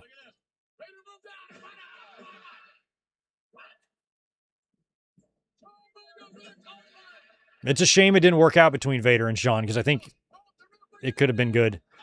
Wow.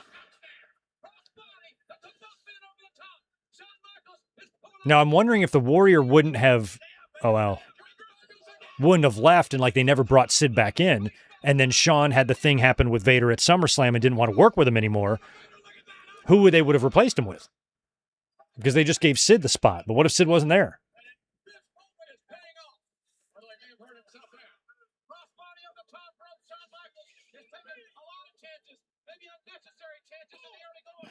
Minkus. That sounds about right. Sounds like a nerd name.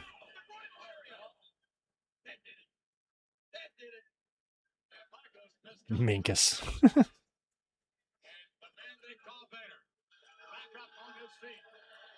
That character exists in so many TV and movies, you know?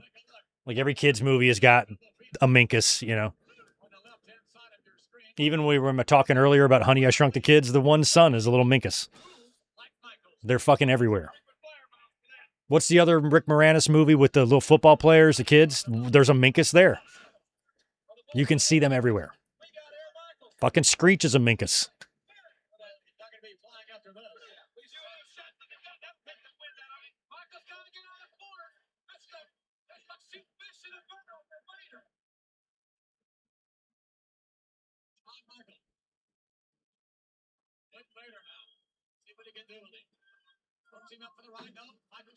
Tag is made. Here comes Sid and Vader. Wow, first time in WWE ever. That's kind of cool. Sid is huge, screams Jim Ross. Wow, look at how Sid hit the ropes there. I talked about all the WCW that existed. You got to remember that you got Jim Ross out there on commentary too, you know? Calling Sid, Vader, Cactus, Johnny B. Bad, and Steve Austin matches. Oh, look at Sid just cleaned house. That is probably the spot that the Warrior was going to do.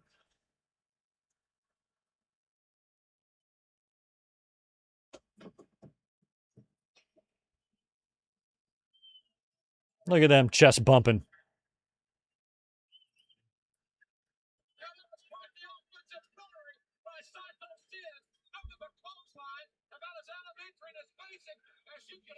Steve Urkel, yeah, he's the most famous one. Fucking Urkel.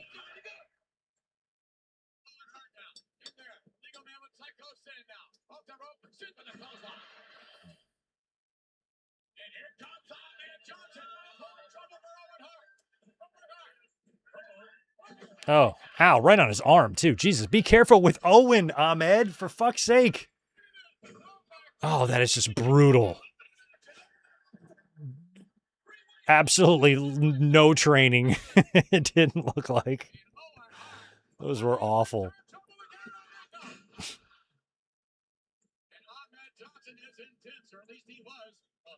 I did like Ahmed, but he was just a little too raw, I think.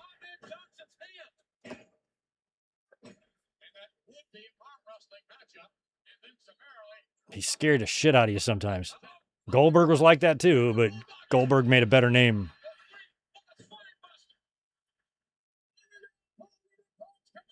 Pearl River plunge to Davey. I don't think that's going to end it. He's going to hit it, though. Look how Davey takes bumps so weird. The Mastodon is back in. The Mastodon.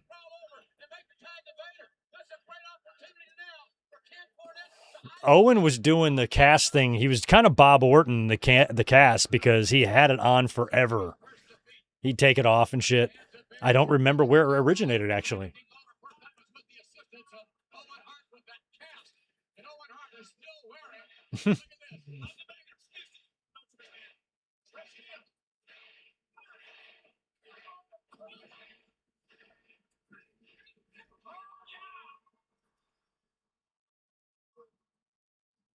Crowd is into it.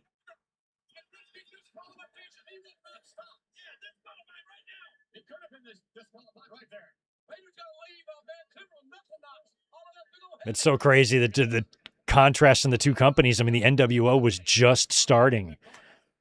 Because even like I think the night after Bash at the Beach, when Hogan turned heel, Hogan wasn't on Nitro. It was like the week after. So like the NWO was literally just starting. They were just starting to do. This is probably the same week they did the thing at Disney with when Ray got speared, lawn darted. It's probably all the same week-ish, you know. around this time.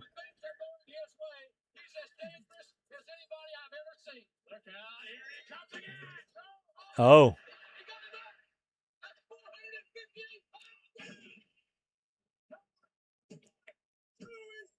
No. No, he didn't. I like how they have the mat just taped instead of having another mat.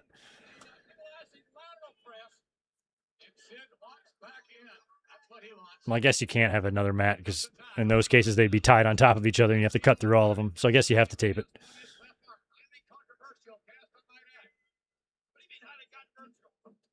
Oh.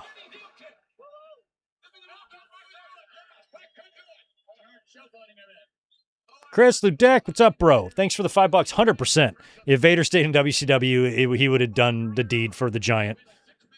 The Giant debuted right before a Vader match at that beach show before he faced Hogan in the cage. I don't think he would have been fit versus the NWO, not in the NWO. I was about to say, yeah, Vader wouldn't be in the NWO, but I think he could be one of the big, faces against them if they would have maintained his status as a main eventer. You throw him in the mix with your WCW guys like Sting and Luger. You got a pretty strong team. I always thought Savage didn't make much sense being on the other side of that team because he was kind of a WWE guy too.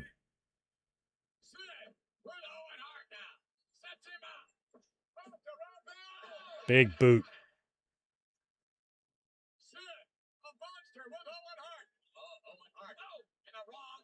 Sid had those funny, long, lanky punches. He looks to be in much better shape here too than when he was last on TV.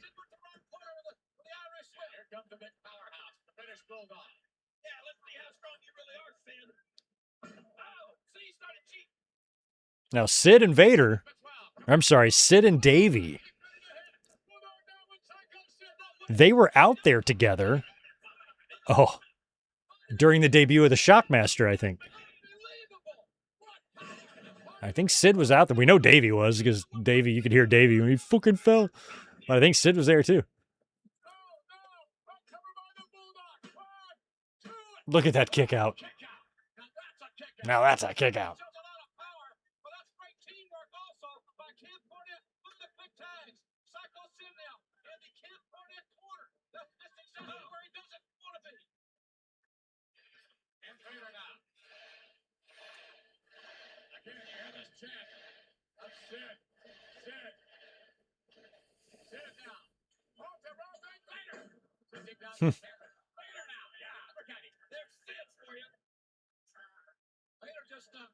Overpowered Psycho Sid. Remember, Sid 6'9", 313 pounds, and another quick tag. Great teamwork by Ken Cornette. And again, that's the difference. Notwithstanding how great this three. As Ahmed busted, but Ahmed might be bleeding from the mouth.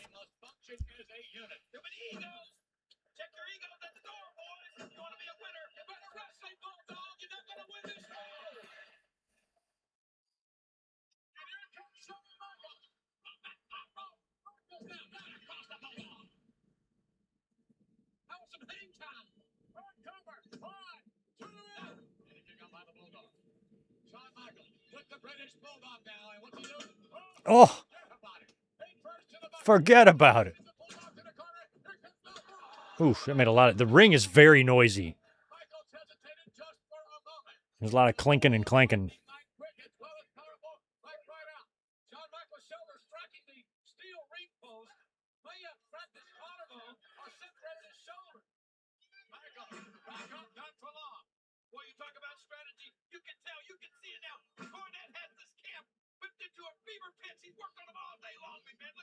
Oh, Sean throws Davey into Vader. And then Owen elbows Davey. Over the top rope goes Owen and his cast.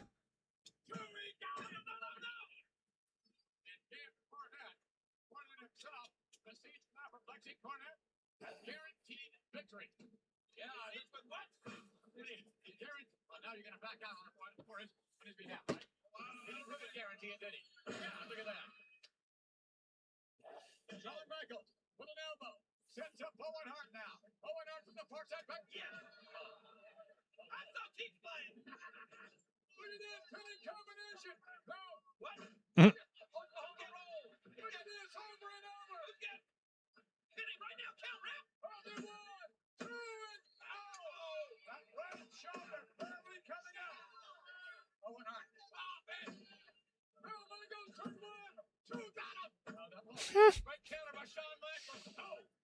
God, Vince. Like, stop screaming at us. God. He's so fucking annoying.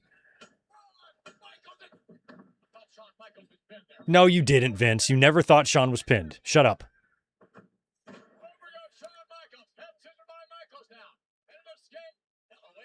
Let Ross do the calling, please, Vince.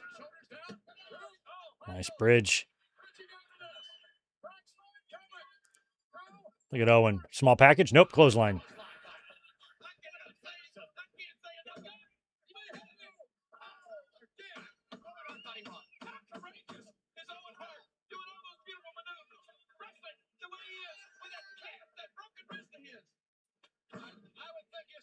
Yeah, that would have been weird if they called him Sid Justice again. I thought that was weird enough when they called him that. I was so used to Sid Vicious, but, I mean, obvious reasons. They changed his name. But then Sid was almost weirder because, like, just one word, just one name. In that case, just make him McLovin.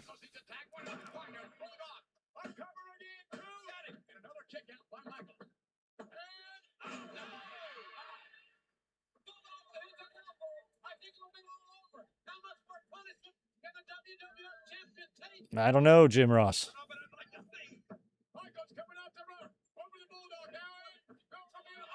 Owen tagged him with the cast in the back of the head to Shawn. In comes Vader.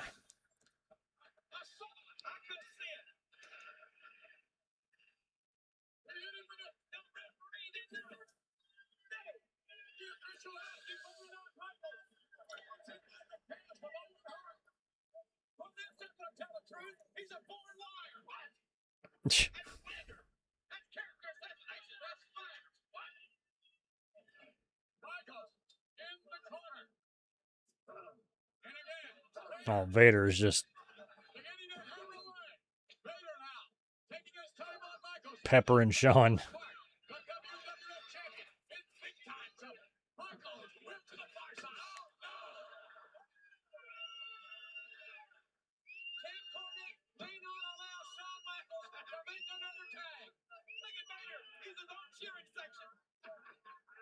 It looked like Vader was doing that whistling.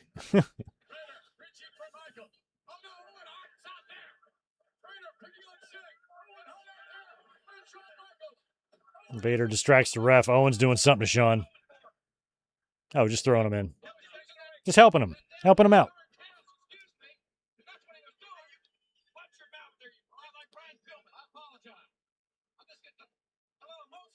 You know, Mike, if I remember right, I would love to see what would have happened to Ahmed if he wouldn't have gotten injured, because I'm pretty sure he won a battle royal that was going to earn him a title match, meaning he was going to have to face Shawn, I think. And then I can't remember when the attack happened from Farouk, if it was during the battle royal, after. But I'm pretty sure Ahmed won a battle royal that was going to give him a title shot. And I would have liked to see how that would have played out and where it would have happened.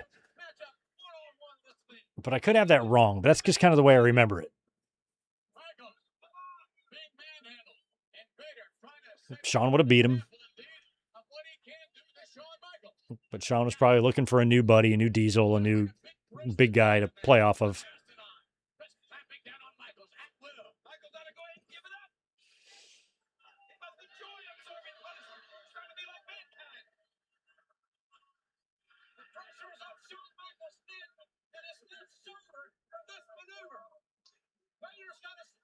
What the fuck?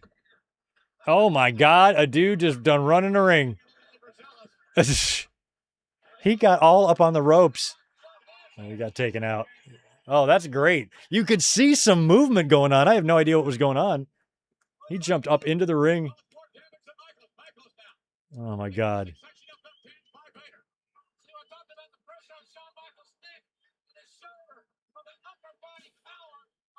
The Mounties arrested him.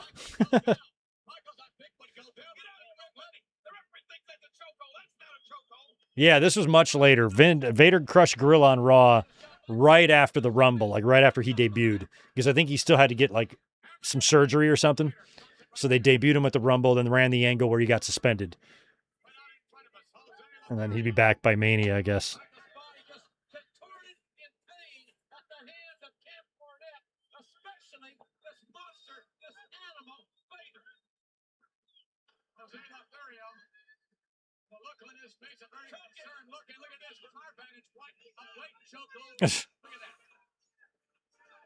Look at Earl.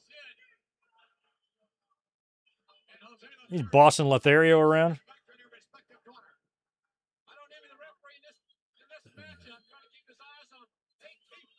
Yeah.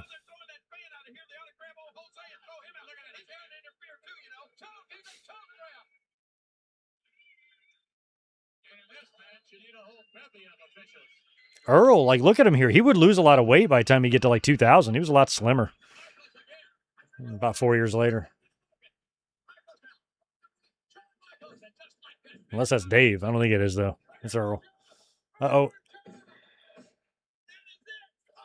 Oh! Ahmed knocked the shit out of Vader.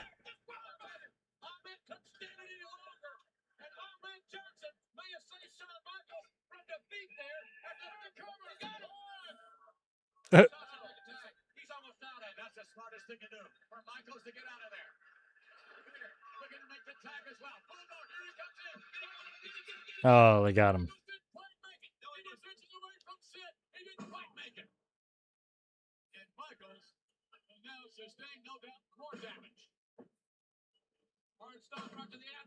Don't, he's getting near his corner.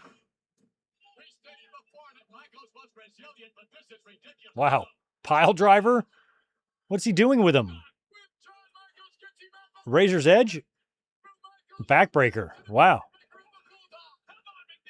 I like he was like going for like 4 different moves there. Settled on a backbreaker.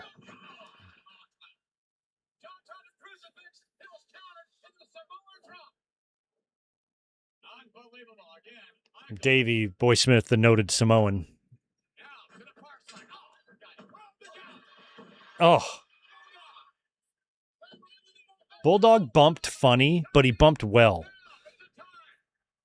I didn't like his normal bumps because he bumped like Nikolai Volkov. He just kind of like rolled down. But sometimes he would do shit like that. It was really awesome.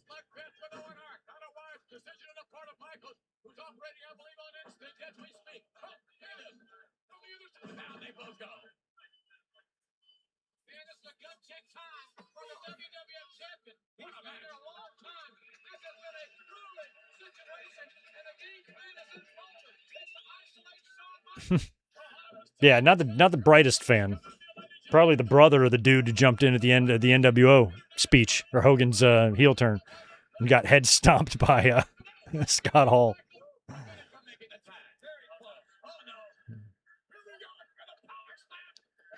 I'm pretty sure that fan could have kicked Shawn Michaels' ass, but everybody else would have eaten him alive.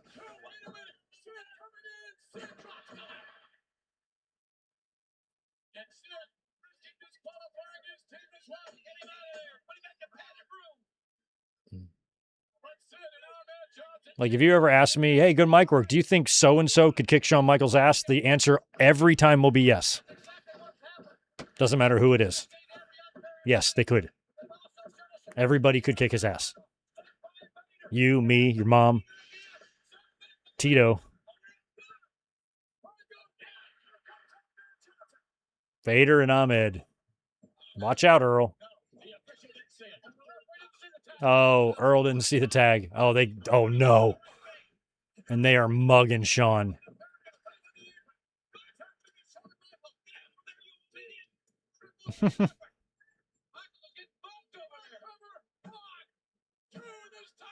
I think Jose should bust out his switchblade to help out Shawn. He has one. Cornette wouldn't just lie about that. Oh, drop kick to Davey by accident.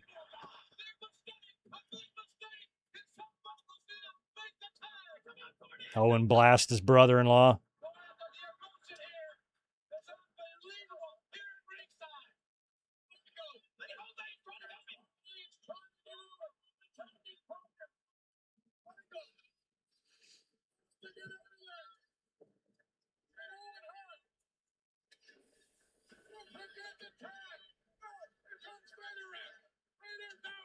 Tagged. Sid is just so funny. Now they would wrestle. Oh, if I remember right, Sid and Vader wrestle in a number one contenders match at Buried Alive. That's how Sid gets the title shot and he beats Shawn. Chokes. There's that weird bump by Davey on the arm first. Flair kind of does that too. I don't know the science behind it.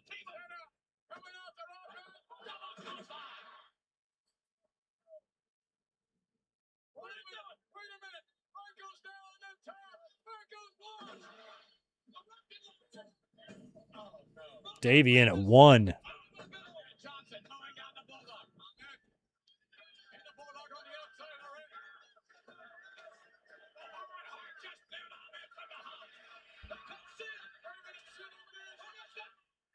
What's he got? Oh, he's got the racket.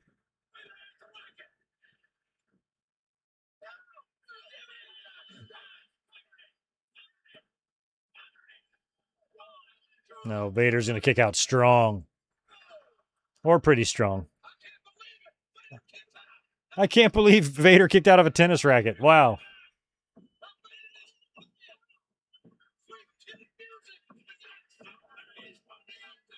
Oh, Cornette. Oh, good stuff. Oh.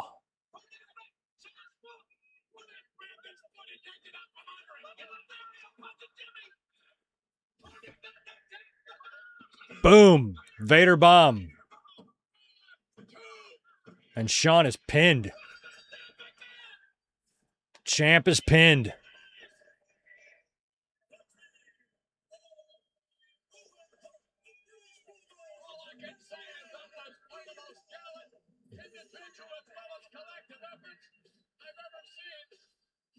Camp Cornette with the big win. What do they do for the next 7 minutes? Oh, we're going to brawl?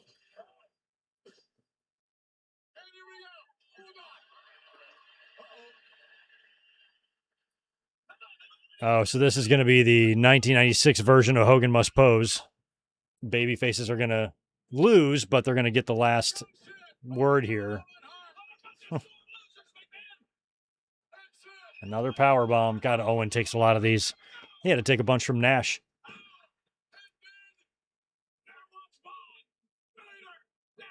No way.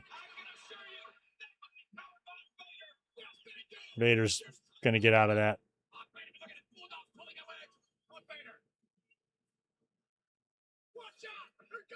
Oh, Shawn diving on Vader.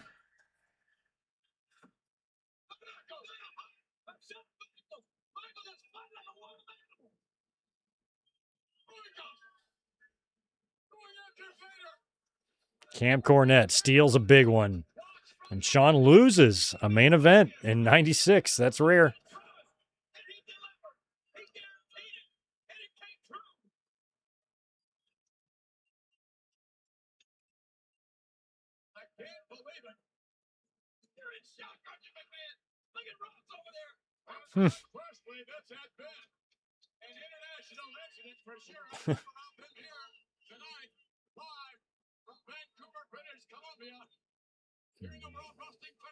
Yeah, Ahmed's got a bloody nose there.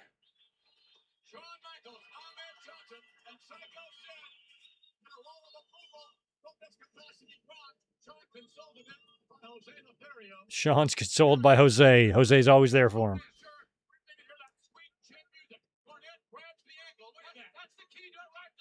That's the key to it right there.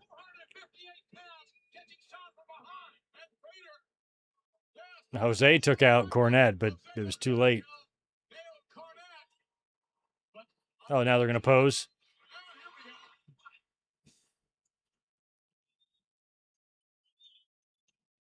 Who's going to play? Sexy Boy or Ahmed or Psycho? Do we get music?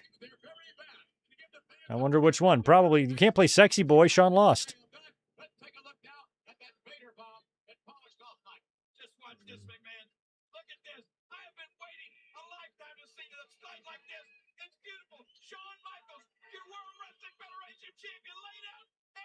Boom.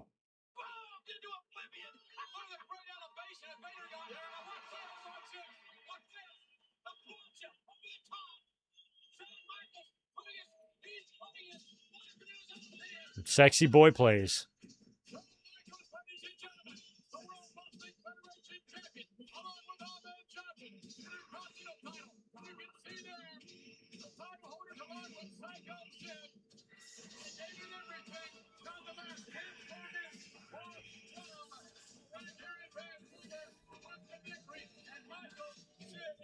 Daniel, what's up from the UK and Europe?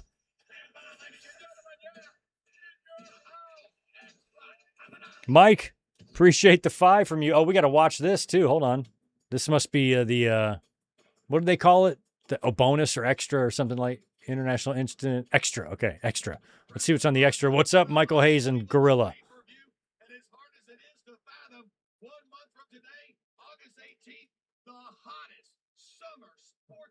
Oh, Gorilla's going to make the match right here, isn't he?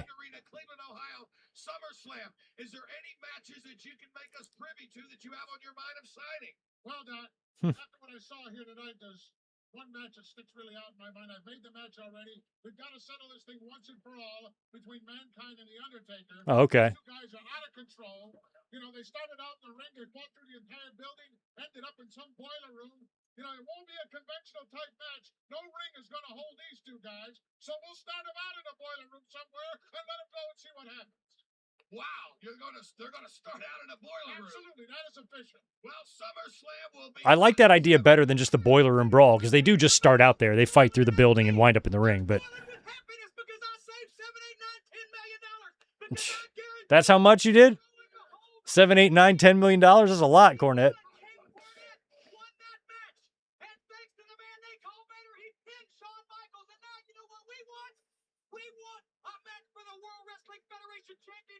Because he proved that he can beat Shawn Michaels 1, 2, 3 right in the middle of the ring.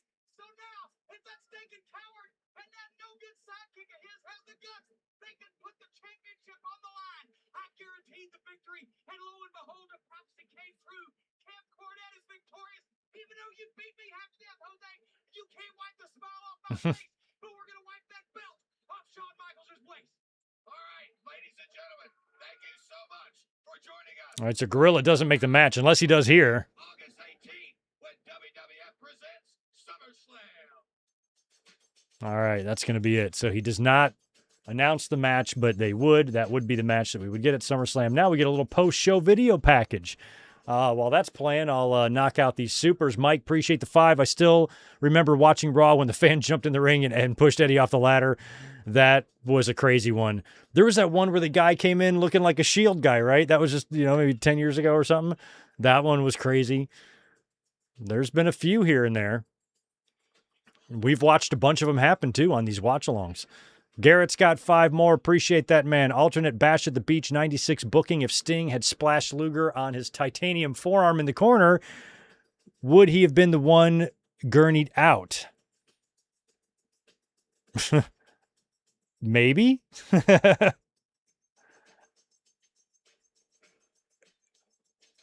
Like if he hit it, yeah. I think so, because that thing's pretty powerful. Thanks, Ricky. Yeah, this one was fun. I'm glad we knocked out a 2-hour watch-along here and knocked out one of these in your houses. Because there's probably a few still to get to. One of these days we need to do that September one, that Triple Crown one. I don't think we ever watched that either.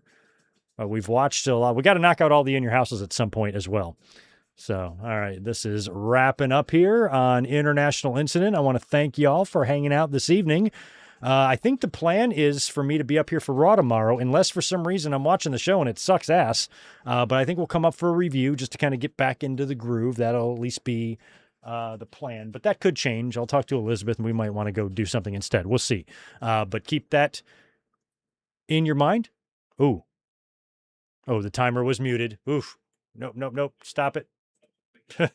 I'm pretty sure that timer was muted. I don't think you guys heard the alarm, but I let it run to the end.